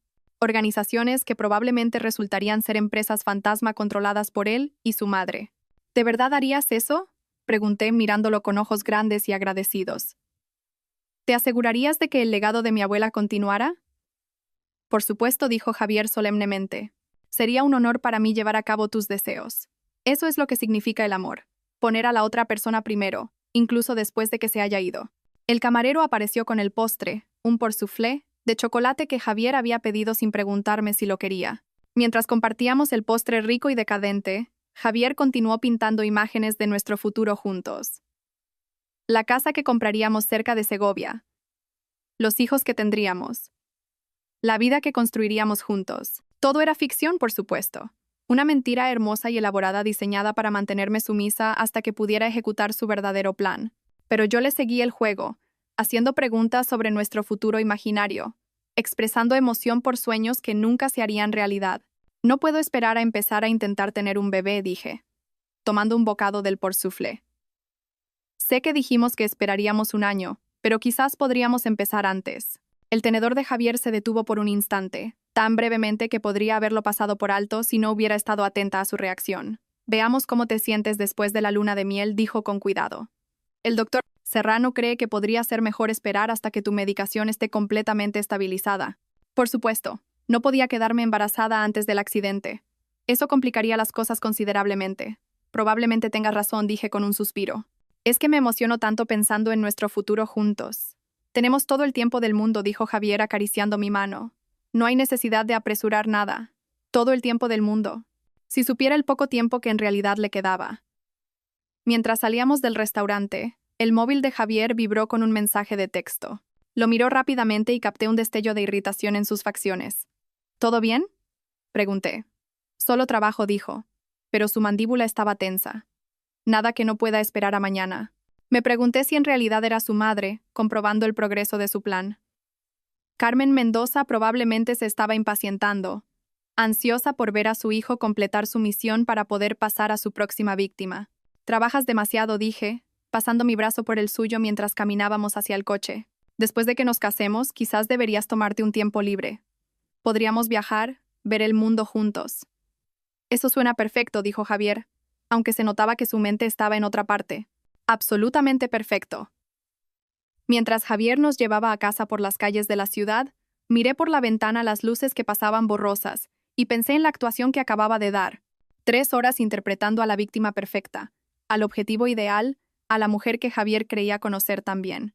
Pero debajo del acto, había estado recopilando información, confirmando sospechas y sentando las bases para su destrucción.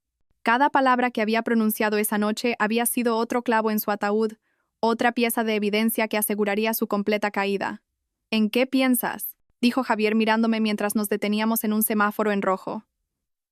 Solo en lo afortunada que soy, dije, girándome para sonreírle. Dentro de 3 semanas seré tu esposa. Parece un sueño. El mejor sueño que ninguno de los dos ha tenido nunca, dijo Javier, llevando mi mano a sus labios. Si supiera que su sueño estaba a punto de convertirse en su peor pesadilla. Mientras entrábamos en el garaje de nuestro edificio, vi una berlina negra que nos había estado siguiendo desde que salimos del restaurante. Aparcó en una plaza a varias filas de distancia, y observé por el espejo lateral como una mujer salía, alta, elegante, con el pelo plateado que captaba las luces fluorescentes. Carmen Mendoza, la madre de Javier y cómplice, aparentemente vigilando nuestra salida nocturna. Javier, dije suavemente. ¿No es esa tu madre? La cabeza de Javier giró bruscamente, y vi su rostro palidecer al ver a Carmen caminando hacia el ascensor. ¿Qué está haciendo aquí?, pregunté, inyectando confusión y preocupación en mi voz. No tengo ni idea, dijo Javier, pero sus manos apretaban el volante con tanta fuerza que sus nudillos estaban blancos. No mencionó nada de que vendría. ¿Deberíamos ir a saludar?, pregunté inocentemente. No, dijo Javier rápidamente. Probablemente podría estar enfadada por algo. Ya sabes cómo se pone. Es mejor que hable yo solo con ella primero. Claro, dije, aunque por dentro sonreía. La aparición inesperada de Carmen había desconcertado claramente a Javier, lo que significaba que su plan no iba tan bien como esperaban. Subimos en el ascensor hasta nuestro ático en silencio. La atención de Javier irradiaba de él en oleadas. Tan pronto como entramos en nuestro apartamento, sonó su móvil. Es mi madre, dijo, mirando la pantalla. Debería cogerlo. Por supuesto, dije. Yo iré preparándome para dormir. Me dirigí a nuestro dormitorio, pero dejé la puerta entreabierta para poder oír la parte de la conversación de Javier. ¿Qué estás haciendo aquí?, dijo, su voz baja y urgente. Acordamos que no vendrías al apartamento. Hubo una pausa mientras Carmen respondía. No, todo fue bien. No sospecha nada. Otra pausa. Sí. Le hablé del acuerdo prenupcial. Quiere que su propia abogada lo revise. Sonreí al oír la frustración en la voz de Javier. Carmen claramente no estaba contenta con este desarrollo. Marta Soler, dijo Javier. Lo sé. Lo sé. Tendremos que ser más cuidadosos. Más cuidadosos. No tenían ni idea de lo cuidadosos que iban a tener que ser. 3 semanas, continuó Javier. Sí, estoy seguro de que podemos hacerlo funcionar. La luna de miel ya está reservada. La luna de miel donde se suponía que ocurriría mi accidente. Tengo que irme, dijo Javier de repente. Sospechará si estoy demasiado tiempo al teléfono. Rápidamente me alejé de la puerta y empecé a desvestirme, asegurándome de que pareciera que había estado concentrada en mi rutina de acostarme cuando Javier entró en el dormitorio. ¿Todo bien?, pregunté mientras se aflojaba la corbata. Bien, dijo Javier, pero su sonrisa era forzada. Solo un drama familiar. Ya sabes cómo son las madres. ¿Hay algo que pueda hacer para ayudar?, pregunté, colocándome detrás de él y comenzando a masajearle los hombros. Pareces tenso. Solo el estrés de la boda, dijo Javier, inclinándose hacia mi tacto. Todo estará bien una vez que estemos casados. Eso espero, dije suavemente. Quiero que el día de nuestra boda sea perfecto. Lo será, dijo Javier girándose en mis brazos para mirarme. Te lo prometo, Isabel. El día de nuestra boda será absolutamente perfecto. Mientras me besaba, me pregunté si podía saborear la mentira en sus labios. Porque el día de nuestra boda sería, en efecto, perfecto, solo que no de la manera que él esperaba. Sería el día en que el mundo cuidadosamente construido de Javier Mendoza se derrumbaría a su alrededor. El día en que aprendería que algunas presas contraatacan, y el día en que descubriría que la nieta de Leonor Valverde era mucho más peligrosa de lo que jamás había imaginado. A la mañana siguiente me desperté y Javier ya se había ido. Una nota en su almohada explicaba que tenía una reunión temprano, pero sospeché que en realidad se estaba reuniendo con su madre para discutir el control de daños. La aparición inesperada de Carmen anoche lo había asustado claramente. Hice café y me senté con mi portátil, continuando mi investigación sobre la oscura historia de la familia Mendoza. Lo que encontré fue aún más condenatorio de lo que esperaba. El primer marido de Carmen Mendoza, el padre de Javier, había muerto en un accidente de coche cuando Javier tenía 12 años. La indemnización del seguro había sido sustancial. Su segundo marido había sufrido un infarto fatal solo 2 años después de su matrimonio, dejándole toda su herencia. El tercero se había ahogado durante su luna de miel en las Islas Canarias. Un nadador experimentado que de alguna manera quedó atrapado en una corriente de resaca mientras su nueva esposa estaba convenientemente en el hotel con una migraña. Cada muerte había sido investigada y declarada accidental, pero el patrón era inconfundible. Carmen Mendoza era una asesina en serie especializada en hacer que el asesinato pareciera una desgracia, y había entrenado a su hijo para que siguiera sus pasos. Mi móvil sonó, interrumpiendo mi investigación. El nombre de Marta Soler apareció en la pantalla. Buenos días, Isabel. Tengo información interesante para ti. ¿Qué has encontrado? He estado investigando la consulta del doctor Serrano y es bastante revelador. Ha estado involucrado en al menos 6 casos similares al tuyo en la última década. En cada caso, un familiar le pagó para mantener a un paciente medicado y sumiso durante procedimientos legales, divorcios, disputas de herencias, ese tipo de cosas. 6 casos, repetí, sintiéndome mal. ¿A cuántas otras mujeres ha ayudado a destruir? Al menos 6 que puedo probar. Probablemente haya más. El hombre es un depredador que usa su licencia médica para facilitar el abuso. La voz de Marta era fría de disgusto. Pero aquí está la parte interesante. En 3 de esos casos, el paciente murió en circunstancias sospechosas después de que se completaran los procedimientos legales. La sangre se me heló. ¿Murieron como? Aparentes suicidios, en su mayoría. Una sobredosis, un ahogamiento, una caída desde un balcón, todos declarados accidentales o autoinfligidos. Pero el momento fue notablemente conveniente para los familiares que habían estado pagando al doctor Serrano. La madre de Javier dije. Ha hecho esto antes. Esa es mi sospecha. Creo que Carmen Mendoza ha estado llevando a cabo esta estafa durante años, usando a su hijo como testaferro y al doctor Serrano como facilitador médico. Se dirigen a mujeres ricas, las aíslan, las llevan al borde del colapso mental y luego las eliminan una vez que han obtenido acceso a sus activos. Y se suponía que yo era su próxima víctima. Se suponía que lo eras, corrigió Marta. Pero ya no eres una víctima, ¿verdad? No dije, sintiendo esa fría determinación a sentarse sobre mí de nuevo. No lo soy. Bien, porque tengo un plan, y va a requerir que seas muy valiente y muy cuidadosa. ¿Estás lista para escucharlo? Escuché mientras Marta delineaba su estrategia. Era elegante en su simplicidad y devastadora en su minuciosidad. Para cuando terminó de explicar, estaba sonriendo por primera vez en días. ¿Cuándo empezamos?, pregunté. Hoy. Pero primero necesitas ir a tu cita con el doctor Serrano e interpretar tu papel a la perfección. ¿Puedes hacer eso? Puedo hacerlo, dije. De hecho, estoy deseando que llegue. 2 horas más tarde, estaba de vuelta en la consulta del doctor Serrano, sentada en la misma silla donde había sido sistemáticamente torturada psicológicamente durante 2 años. Pero esta vez, llevaba un micrófono oculto. ¿Cómo te sientes hoy, Isabel?, preguntó el doctor Serrano, su voz cálida con falsa preocupación. Mucho mejor, dije, acomodándome en la silla. La nueva medicación que me recetaste ya está ayudando. El alivio del doctor Serrano fue palpable. Me alegro mucho de oír eso. ¿Y cómo van las cosas con Javier? ¿Algún estrés por la boda?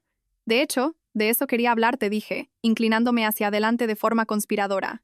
Javier me dijo algo anoche que me tiene un poco preocupada. El bolígrafo del doctor Serrano se detuvo sobre su bloc de notas. ¿Qué tipo de algo? Dijo que has estado hablando con él sobre mi estado, dándole actualizaciones sobre mi progreso. Dejé que la confusión se colara en mi voz. Pensé que la confidencialidad médico-paciente significaba que no podías discutir mi tratamiento con nadie más. Bueno, dijo el doctor Serrano con cuidado, Javier es tu prometido. Está muy preocupado por tu bienestar, y sentí que era importante mantenerlo informado para que pudiera proporcionar el apoyo adecuado. ¿Pero no es eso ilegal?, pregunté ladeando la cabeza inocentemente. Quiero decir, nunca firmé nada que te diera permiso para discutir mi información médica con Javier. El doctor Serrano estaba sudando ahora, pequeñas gotas de transpiración formándose en su frente. Es una zona gris, dijo. Dado tu estado mental y el papel de Javier como tu cuidador principal. ¿Cuidador principal? Interrumpí. Pero no estoy incapacitada. Puedo tomar mis propias decisiones médicas. Por supuesto que puedes, dijo el doctor Serrano rápidamente. Simplemente quise decir que Javier ha estado muy involucrado en tu cuidado. Es él quien te trae a las citas, recoge tus medicamentos, recoge mis medicamentos, repetí lentamente, como la semana pasada, cuando la farmacia le dio las pastillas equivocadas.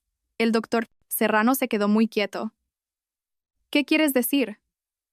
Las pastillas de vitaminas, dije, observando su rostro con atención. ¿Recuerdas? Dijiste que hubo una confusión en la farmacia y que Javier accidentalmente cogió suplementos vitamínicos en lugar de mis antidepresivos. Sí, dijo el doctor. Serrano, su voz apenas un susurro. La confusión. Es que es extraño, continué, porque llamé a la farmacia ayer para asegurarme de que no volviera a pasar, y me dijeron que nunca surtieron una receta para mí la semana pasada. Dijeron que Javier nunca fue. El color desapareció del rostro del doctor Serrano. Debe haber alguna confusión. ¿La hay? Pregunté, mi voz endureciéndose ligeramente. Porque estoy empezando a pensar que no hubo ninguna confusión. Estoy empezando a pensar que Javier me ha estado dando pastillas falsas a propósito. Isabel, no estás pensando con claridad, dijo el doctor Serrano, su voz adoptando ese tono condescendiente que usaba cuando quería hacerme dudar de mí misma. Tu ansiedad te está volviendo paranoica. Este es exactamente el tipo de patrón de pensamiento que hemos estado trabajando para abordar. Mi ansiedad, repetí. La ansiedad que comenzó justo cuando empecé a verte. La ansiedad que ha empeorado a pesar de 2 años de tratamiento. El tratamiento de salud mental lleva tiempo, dijo el doctor Serrano. Estas cosas no suceden de la noche a la mañana. No, no suceden, asentí, pero tampoco suelen empeorar cuando alguien está recibiendo un tratamiento adecuado.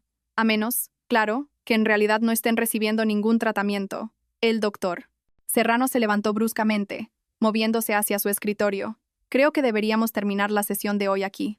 Claramente estás teniendo un episodio, y estoy preocupado por tu estado mental. ¿Un episodio? Dije, permaneciendo sentada. ¿Es así como lo llamas cuando alguien empieza a hacer preguntas incómodas? Isabel, por favor. Necesitas confiar en mí. Estoy tratando de ayudarte. ¿Ayudarme a qué? Pregunté, finalmente poniéndome de pie. ¿Ayudarme a ser más dependiente de Javier? ¿Ayudarme a perder el contacto con la realidad? ¿Ayudarme a volverme tan inestable que nadie cuestionaría si tuviera un accidente? La mano del doctor Serrano flotaba sobre su teléfono, probablemente listo para llamar a Javier e informar que su plan se estaba desmoronando. No sé qué crees que has descubierto, dijo, pero estás cometiendo un grave error. Javier te quiere. Está tratando de protegerte. ¿Protegerme de qué? De ti misma, dijo el doctor Serrano. De tus propios impulsos destructivos. Isabel, no estás bien. No has estado bien durante mucho tiempo. Tienes razón, dije, acercándome a su escritorio. No he estado bien, pero no por depresión o ansiedad. He estado enferma porque tú y Javier me habéis estado envenenando, destruyendo sistemáticamente mi salud mental para poder robar mi herencia. Esa es una acusación muy seria, tartamudeó el doctor Serrano. También es un delito muy grave, dije. Negligencia médica, conspiración para cometer fraude, intento de asesinato. ¿Cuántos años crees que te caerán por eso, doctor? El rostro del doctor Serrano se había vuelto completamente blanco. No puedes probar nada de esto. ¿No puedo?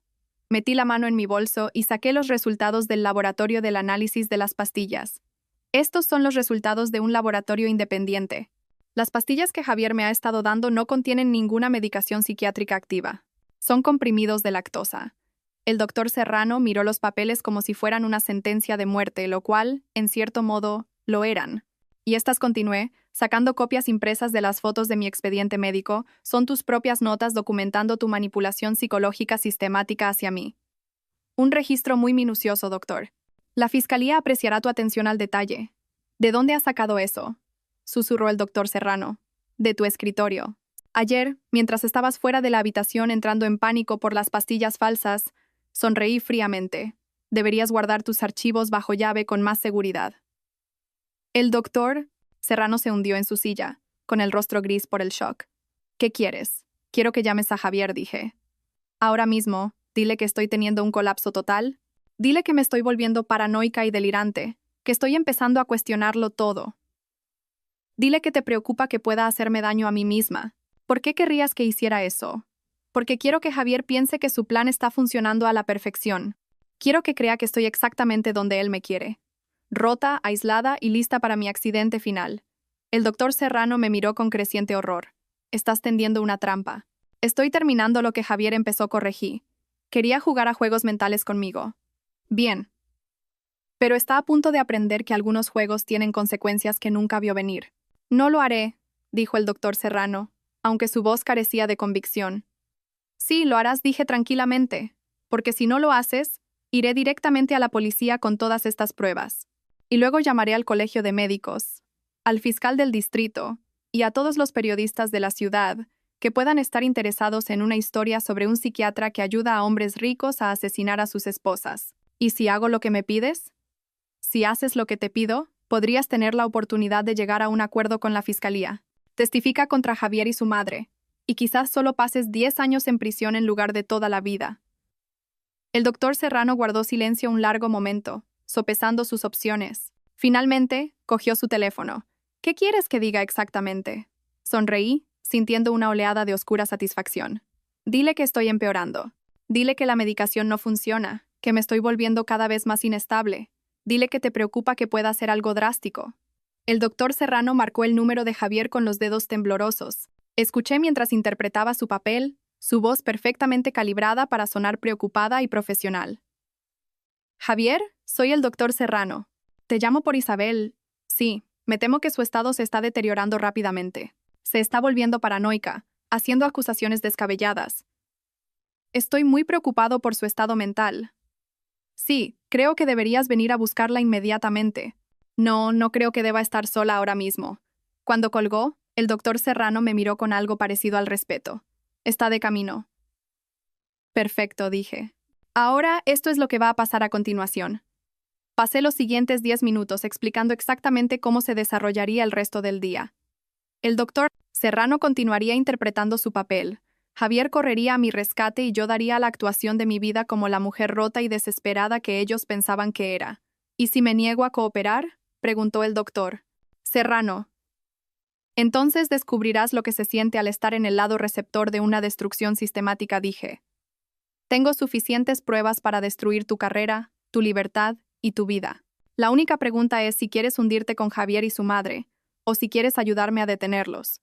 El doctor Serrano asintió lentamente. Cooperaré. Buena elección, dije, porque Javier Mendoza está a punto de aprender que algunas presas contraatacan. Y cuando lo hacen, el cazador se convierte en la presa. 20 minutos después, Javier irrumpió en la consulta del doctor Serrano, su rostro una máscara de preocupación y pánico apenas contenido. Cariño, dijo, corriendo a mi lado. El doctor Serrano me llamó. Dijo que estabas teniendo algún tipo de episodio. Lo miré con ojos grandes y asustados, dejando que las lágrimas corrieran por mi rostro. Javier, tengo tanto miedo. Creo que alguien está intentando hacerme daño. ¿Qué quieres decir?, preguntó Javier, arrodillándose junto a mi silla y tomando mis manos entre las suyas. Las pastillas, susurré. Creo que alguien me ha cambiado las pastillas. El doctor Serrano, creo que me ha estado mintiendo. Los ojos de Javier se dirigieron al doctor Serrano, que estaba sentado detrás de su escritorio con una expresión apropiadamente preocupada. Ha estado haciendo acusaciones paranoicas, dijo el doctor Serrano, afirmando que su medicación ha sido manipulada, que he estado conspirando contra ella. Estoy muy preocupado por su estado mental. No es paranoia si es verdad, dije, mi voz elevándose con aparente histeria. Alguien me ha estado haciendo por gaslighting, haciéndome pensar que estoy loca. Pero no estoy loca, Javier. No lo estoy. Claro que no estás loca, dijo Javier de forma tranquilizadora, aunque pude ver la satisfacción en sus ojos. Esto era exactamente lo que quería oír. La confirmación de que estaba perdiendo el control de la realidad. ¿Pero y si lo estoy?, pregunté, agarrando su camisa desesperadamente. ¿Y si realmente estoy perdiendo la cabeza? ¿Y si ya no puedo confiar en mis propios pensamientos? Oye, mírame, dijo Javier, ahuecando mi cara entre sus manos. No estás perdiendo la cabeza, solo estás enferma, y vamos a hacer que te mejores. Te lo prometo. ¿Pero y si no puedes?, susurré. ¿Y si empeoro tanto que hago algo terrible? Los ojos de Javier se agudizaron con interés. ¿Qué tipo de algo terrible?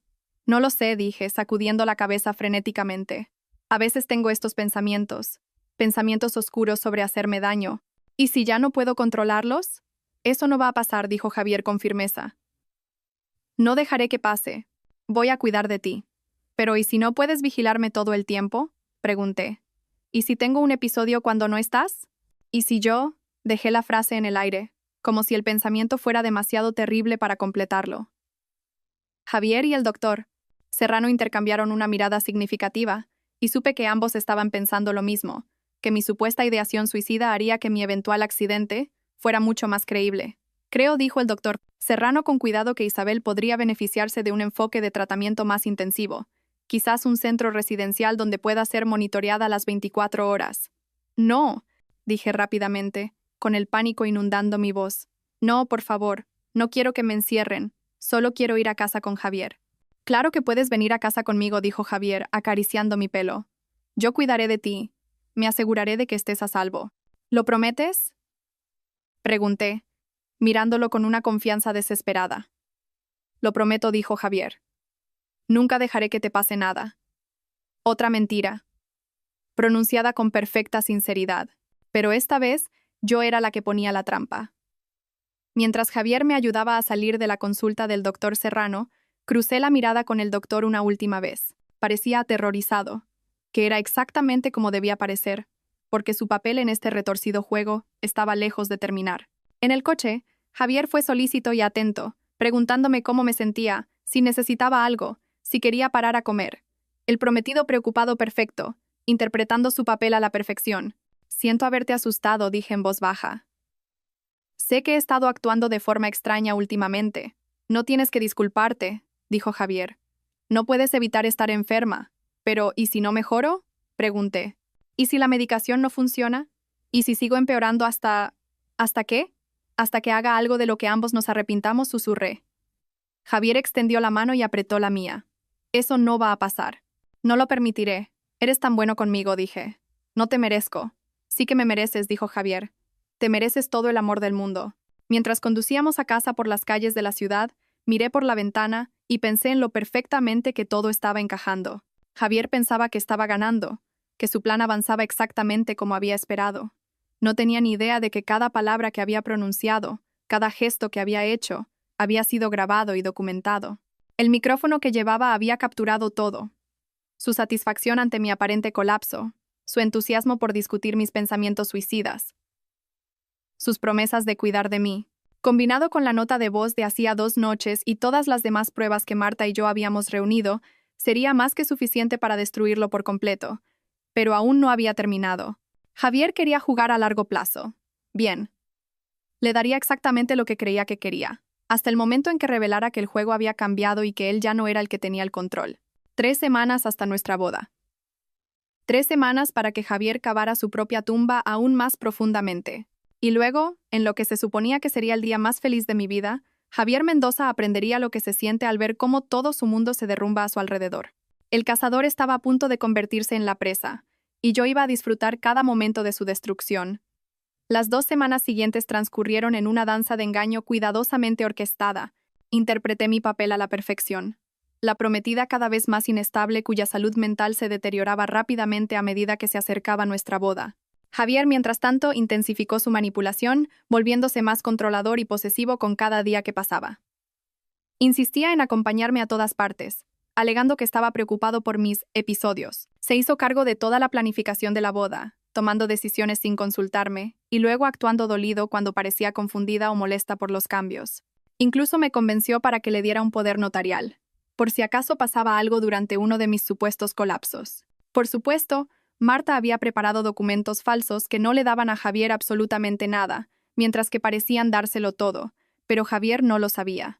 En lo que a él respectaba, ahora tenía el control legal completo sobre mi vida y mis finanzas. Odio que tengamos que hacer esto, dijo mientras yo firmaba los papeles fraudulentos, su voz cargada de falso pesar, pero el doctor Serrano cree que es importante tener salvaguardias. Lo entiendo, dije, mi mano temblando mientras escribía mi nombre.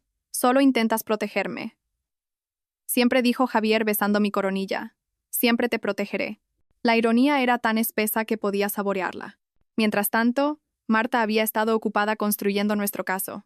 Se había puesto en contacto con las familias de las víctimas anteriores de Carmen Mendoza, reuniendo pruebas del patrón de manipulación y asesinato que se había prolongado durante décadas. También había estado trabajando con investigadores federales que estaban muy interesados en lo que parecía ser una conspiración interestatal que involucraba fraude médico y múltiples homicidios. Tenemos pruebas suficientes para encerrar tanto a Javier como a su madre de por vida, me dijo Marta durante una de nuestras reuniones secretas. Pero quiero pillarlos en el acto. Quiero que se incriminen a sí mismos tan a fondo que no haya posibilidad de escape. ¿Cómo hacemos eso? Les damos exactamente lo que quieren, dijo Marta con una sonrisa fría. Les dejamos pensar que su plan está funcionando a la perfección, hasta el momento en que hacemos saltar la trampa. La trampa era elegante en su simplicidad. El día de nuestra boda, Javier finalmente tendría acceso legal a mi herencia. Según la nota de voz que había grabado, él y su madre planeaban escenificar mi accidente durante nuestra luna de miel en Italia. Pero nunca llegarían tan lejos, porque a nuestra boda asistirían unos invitados muy especiales. Agentes de la Policía Nacional haciéndose pasar por amigos y familiares, todos equipados con dispositivos de grabación y listos para documentar la confesión de Javier cuando creyera que finalmente había ganado. La clave, explicó Marta, es hacer que Javier se sienta tan confiado, tan seguro de su victoria, que baje la guardia por completo. Necesitamos que lo admita todo en una grabación, frente a testigos, sin posibilidad de afirmar que fue sacado de contexto. ¿Y cómo hacemos eso? Haciéndole creer que ya estás muerta. El plan era audaz y peligroso, pero también era perfecto. El día de nuestra boda, simularía un colapso dramático durante la ceremonia. Me llevarían de urgencia al hospital, donde un médico que Marta había reclutado me declararía muerta por un aparente intento de suicidio. Javier estaría devastado, por supuesto, pero también secretamente triunfante. Su plan había funcionado incluso mejor de lo esperado. Y entonces, cuando pensara que estaba a salvo, cuando creyera que se había salido con la suya, revelaríamos que estaba muy viva y que cada palabra que había pronunciado había sido grabada. Es arriesgado, advirtió Marta. Si Javier sospecha algo, si se da cuenta de que es una trampa, no lo hará, dije con confianza. La arrogancia de Javier es su debilidad. Está tan convencido de su propia superioridad que nunca considerará la posibilidad de que yo sea más inteligente que él. Tu abuela estaría orgullosa, dijo Marta. Leonor siempre decía que la mejor venganza era dejar que tus enemigos se destruyeran a sí mismos. A medida que se acercaba el día de nuestra boda, la emoción de Javier se hacía cada vez más difícil de ocultar. Prácticamente vibraba de anticipación, probablemente contando las horas hasta poder reclamar su premio. Incluso había empezado a ser más afectuoso, como si estuviera celebrando por adelantado. No puedo creer que nos casemos mañana, dijo la noche antes de nuestra boda, acercándome a él mientras estábamos en la cama. Parece un sueño. El mejor sueño, asentí, acurrucándome contra su pecho. Te quiero tanto, Javier. No puedo imaginar mi vida sin ti. Nunca tendrás que hacerlo, dijo, acariciando mi pelo.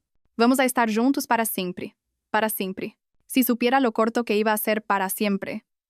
La mañana de nuestra boda amaneció brillante y clara, con el tipo de clima perfecto propio de los cuentos de hadas.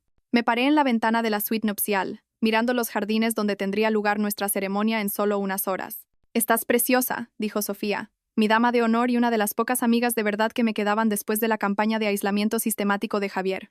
También era una de las pocas personas que sabía la verdad sobre lo que realmente iba a pasar hoy. Gracias, dije, girándome para mirarme en el espejo de cuerpo entero. El vestido era impresionante, una creación fluida de seda y encaje que había costado más de lo que la mayoría de la gente gana en un año. Javier había insistido en la opción más cara, probablemente porque sabía que sería él quien finalmente lo pagaría con mi propio dinero. ¿Estás lista para esto?, preguntó Sofía en voz baja. Llevo semanas lista, dije. Javier no tiene ni idea de lo que se le viene encima, bien dijo Sofía con fiereza. Ese cabrón se merece todo lo que le va a pasar. Mientras terminaban de peinarme y maquillarme, pensé en todas las mujeres que no habían tenido tanta suerte como yo. Las víctimas anteriores del plan de Javier y Carmen, que habían confiado en las personas equivocadas y lo habían pagado con sus vidas. Hoy no se trataba solo de mi venganza, se trataba de justicia para todas ellas. Es la hora, anunció la organizadora de la boda, apareciendo en el umbral con una sonrisa brillante. El novio está esperando. Respiré hondo y cogí mi ramo, rosas blancas y paniculata, elegidas por Javier sin ninguna aportación por mi parte. En unas horas, esas mismas flores estarían en mi supuesto lecho de muerte. La ceremonia se celebraba en el jardín de un exclusivo club de campo, con unos 100 invitados.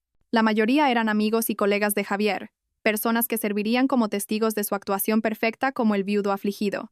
Pero dispersos entre la multitud estaban los agentes de Marta, cuidadosamente colocados, grabando todo y esperando su señal. Mientras caminaba hacia el altar del brazo de mi tío, mi único familiar restante, vi a Carmen Mendoza sentada en la primera fila. Vestía un elegante azul marino, su pelo plateado perfectamente peinado, sus ojos fríos observándome con lo que parecía satisfacción. Pensaba que estaba viendo a un cordero caminar hacia el matadero. No tenía ni idea de que estaba viendo a un depredador acechar a su presa. Javier estaba de pie en el altar, devastadoramente guapo con su esmoquín negro, su rostro radiante con lo que cualquiera interpretaría como amor y alegría. Pero yo podía ver el cálculo detrás de sus ojos, la emoción apenas contenida de un hombre que creía que estaba a punto de reclamar el premio final. «Estás increíble», susurró cuando llegué a su lado. «Gracias», susurré de vuelta. «No puedo esperar a ser tu esposa».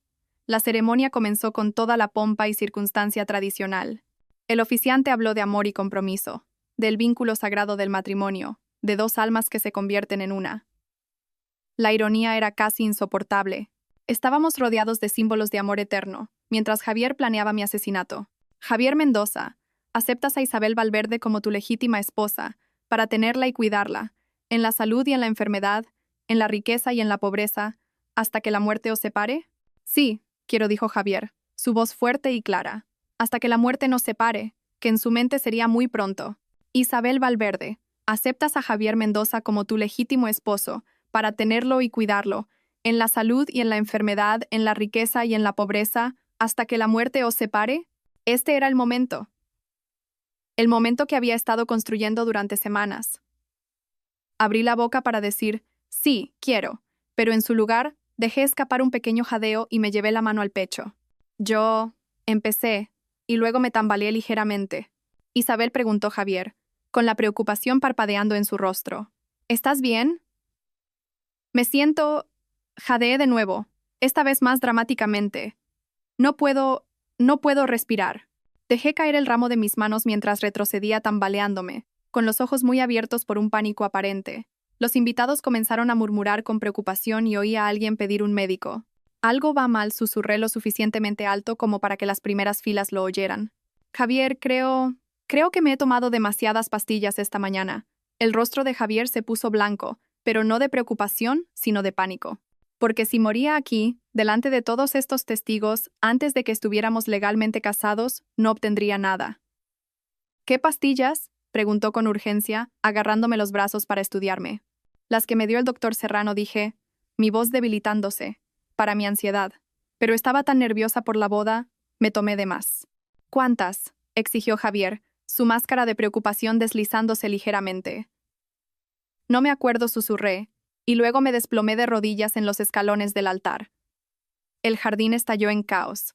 Los invitados gritaban, alguien llamaba al 112, y Javier estaba arrodillado a mi lado, su rostro una máscara de angustia que no llegaba del todo a sus ojos. «Quédate conmigo», Isabel dijo en voz alta para beneficio de la multitud. «No me dejes. Se supone que nos casamos hoy». «Lo siento», jadeé, agarrando su mano. «Lo siento tanto, Javier.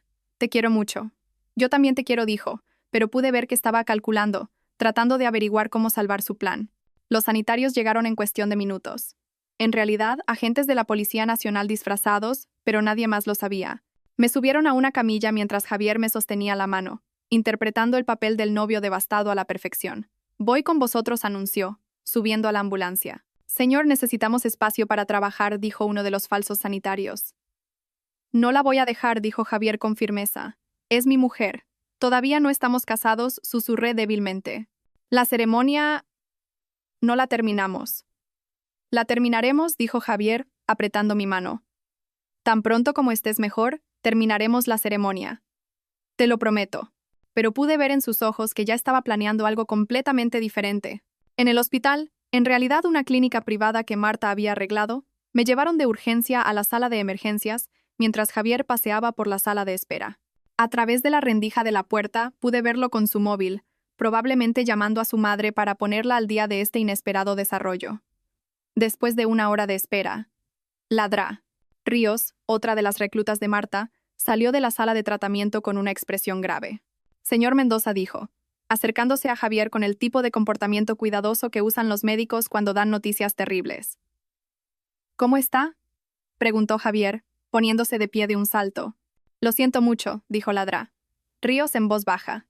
Hicimos todo lo que pudimos, pero la sobredosis fue demasiado severa. La señorita Valverde falleció hace unos 10 minutos. El rostro de Javier pasó por una serie de expresiones: shock, dolor, y luego, por un instante, algo que parecía casi alivio. ¿Está muerta?, preguntó. Me temo que sí. La combinación de medicamentos en su sistema fue letal. Siento mucho su pérdida. Javier se hundió en una silla, con la cabeza entre las manos. Para cualquiera que lo viera, parecía un hombre destrozado por el dolor. Pero yo lo estaba viendo desde la cámara oculta que Marta había instalado, y podía ver la verdad. Javier estaba luchando por no sonreír. ¿Puedo verla?, preguntó. Por supuesto, pero debo advertirle, ha pasado por mucho. Podría ser difícil. Javier asintió y siguió a ladrar. Ríos a la sala de tratamiento donde yo yacía en una cama de hospital, mi rostro pálido e inmóvil, mis ojos cerrados. El maquillador que Marta había contratado había hecho un trabajo increíble. Parecía genuinamente muerta. Les dejaré un poco de intimidad, dijo Ladra. Ríos, dejando a Javier solo con mi cadáver. Por un momento, Javier simplemente se quedó allí, mirándome. Luego, lentamente, una sonrisa se extendió por su rostro. Estúpida chica confiada, susurró, su voz llena de desprecio. Has hecho esto mucho más fácil de lo que esperaba. Sacó su móvil y marcó un número. Mamá, está hecho. No como lo planeamos, pero está hecho. Tuvo una sobredosis en la boda. Sí. Está muerta. Lo sé, pero esto podría ser incluso mejor. Sin sospechas, sin investigación. ¿Qué? No, aún no estábamos legalmente casados. Pero tengo el poder notarial. Sí, todavía puedo acceder a todo. Permanecí perfectamente quieta, apenas respirando, mientras Javier continuaba su conversación con su madre. Cada palabra estaba siendo grabada por los dispositivos ocultos por toda la habitación. El funeral será en unos días, continuó Javier. Interpretaré al prometido afligido, quizás incluso de un conmovedor discurso sobre cuánto la quería. Luego podemos empezar a liquidar sus activos. ¿Qué? Claro que estoy seguro de que está muerta. La estoy mirando ahora mismo. Javier terminó la llamada y se acercó a mi cama. Por un momento aterrador, pensé que podría comprobar mi pulso o intentar verificar que realmente estaba muerta. En cambio, se inclinó y me susurró al oído. Gracias, Isabel. Gracias por ser exactamente tan débil y patética como pensaba que eras. El dinero de tu abuela me va a comprar una vida muy agradable. Fue entonces cuando abrí los ojos. Javier retrocedió de un salto, su rostro poniéndose blanco de shock. ¿Qué? ¿Cómo? Hola, Javier, dije, sentándome en la cama del hospital. Sorpresa. Pero tú, estás muerta. La doctora dijo. La doctora mintió, dije, bajando las piernas del lado de la cama. Igual que tú me has estado mintiendo durante 3 años. La boca de Javier se abrió y cerró como un pez boqueando. No entiendo. Claro que no entiendes, dije, levantándome y alisando mi vestido de novia. Nunca me entendiste en absoluto. Pensabas que era débil, rota, fácil de manipular. Pensabas que podías destruir mi mente y robar mi herencia, y que nunca contraatacaría. Isabel, no sé qué crees que has oído, pero... Lo oí todo, interrumpí. Igual que oí la nota de voz que me enviaste accidentalmente hace 3 semanas. Esa en la que le contabas a tu madre todo sobre tu plan para matarme por mi dinero. El rostro de Javier pasó del blanco al gris. Tú, lo sabías. Lo he sabido durante semanas, dije. Cada conversación que hemos tenido, cada momento tierno, cada mentira que me has contado, he sabido exactamente lo que estabas haciendo. Pero las pastillas, el colapso, el intento de suicidio, todo falso, dije. Igual que tu amor por mí. Igual que todo sobre ti.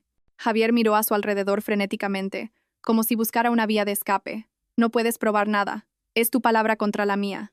En realidad, dije, sacando un pequeño dispositivo de grabación de mi sujetador, puedo probarlo todo.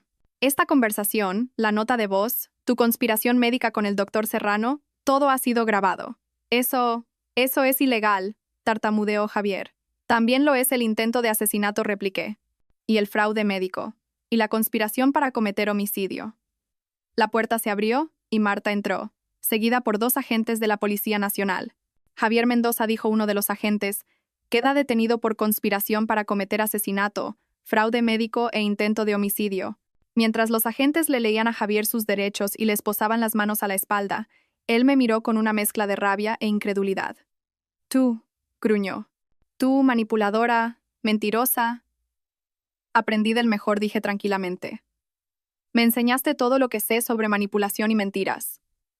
Simplemente resulté ser mejor alumna de lo que esperabas. Esto no ha terminado, dijo Javier mientras los agentes lo llevaban hacia la puerta. Tu madre está siendo arrestada mientras hablamos, interrumpió Marta, junto con el doctor Serrano y varios otros miembros de vuestra pequeña conspiración. Se acabó, Javier. Todo. Mientras se llevaban a Javier, todavía gritando amenazas y maldiciones, sentí una extraña sensación de calma. Se había acabado. 3 años de manipulación, gaslighting y tortura psicológica habían llegado a su fin. ¿Cómo te sientes?, preguntó Marta. Libre, dije. Por primera vez en 3 años me siento completamente libre. Tu abuela estaría orgullosa, dijo Marta. Luchaste y ganaste. Miré mi vestido de novia, el símbolo de lo que se suponía que sería el día más feliz de mi vida. En cambio, se había convertido en el día en que recuperé mi poder y destruí al hombre que intentó destruirme. ¿Qué pasa ahora?, pregunté. Ahora, dijo Marta con una sonrisa, puedes vivir tu vida en tus propios términos. Sin más manipulación, sin más mentiras, sin más miedo. Solo tú, tu herencia y el futuro que elijas construir. Mientras salía de la falsa habitación de hospital, todavía con mi vestido de novia pero ya no siendo una víctima, pensé en las últimas palabras de Javier. Me había llamado manipuladora y mentirosa, como si fueran cosas malas. Pero estaba equivocado. A veces la manipulación es solo otra palabra para estrategia. A veces, las mentiras son solo otra forma de protección. Y a veces, la única manera de derrotar a un depredador es convirtiéndose en un depredador mejor. Javier Mendoza había intentado jugar con mi vida, pensando que tenía todas las cartas. Pero había cometido un error crucial. Había subestimado a su oponente. Y ahora iba a pasar el resto de su vida pagando por ese error. 6 meses después, me senté en la tribuna de un tribunal federal, observando cómo Javier Mendoza era sentenciado a cadena perpetua sin posibilidad de libertad condicional. Las pruebas en su contra habían sido abrumadoras. La nota de voz, las conversaciones grabadas, el testimonio del doctor Serrano, quien había llegado a un acuerdo a cambio de su cooperación, y el patrón de crímenes similares que involucraban a su madre. Carmen Mendoza había recibido la misma sentencia. Su carrera de décadas como viuda negra finalmente había llegado a su fin. Al doctor Serrano le cayeron 15 años por su papel en la conspiración, y varios otros cómplices se enfrentaban a diversas acusaciones. Javier parecía mayor de sus 35 años mientras estaba de pie ante el juez, su rostro una vez apuesto, ahora demacrado y hueco. Cuando se leyó la sentencia, se giró para escanear la tribuna, sus ojos encontrando los míos a través de la concurrida sala del tribunal. Por un momento, nos miramos, el depredador y la presa que había invertido los papeles. Luego, el rostro de Javier se torció de rabia y articuló una sola palabra: puta. Sonreí y articulé de vuelta: ganadora. Mientras los alguaciles se llevaban a Javier esposado, sentí que la pieza final de mi sanación encajaba en su lugar. El hombre que había intentado destruirme se había ido para siempre, y yo era libre de construir la vida que eligiera. Fuera del juzgado, Marta me esperaba con una botella de cava. ¿Cómo te sientes?, preguntó mientras caminábamos hacia su coche. Como si se hubiera hecho justicia, dije. Por fin. Tu abuela estaría muy orgullosa, dijo Marta.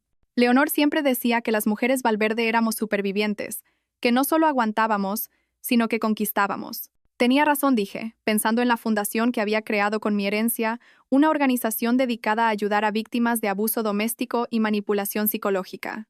Javier pensó que estaba destruyendo a una mujer débil. En cambio, creó a alguien mucho más fuerte. ¿Qué es lo próximo para ti?, preguntó Marta. Miré hacia el cielo azul y despejado, sintiendo el calor del sol en mi rostro. Por primera vez en años, el futuro se extendía ante mí como un camino abierto, lleno de posibilidades que podía elegir por mí misma. Todo, dije. Absolutamente todo. Mientras nos alejábamos del juzgado, pensé en la mujer que había sido hacía 3 años. Ingenua, confiada, desesperada por ser amada. Esa mujer había desaparecido, reemplazada por alguien más dura, más inteligente e infinitamente más peligrosa para aquellos que pudieran intentar aprovecharse de ella. Javier Mendoza se había propuesto destruir a Isabel Valverde y robar su herencia. En cambio, había creado a su propia némesis. Una mujer que entendía que a veces la única manera de sobrevivir en un mundo lleno de depredadores era convirtiéndose en el depredador alfa. El juego había terminado, y yo había ganado. Pero lo más importante, había aprendido que era capaz de ganar, y ese conocimiento me serviría bien por el resto de mi vida. Javier había querido enseñarme sobre manipulación y control. Misión cumplida. Había aprendido esas lecciones mejor de lo que él jamás imaginó. La alumna se había convertido en la maestra, y el maestro estaba ahora exactamente donde pertenecía, en una jaula, para siempre.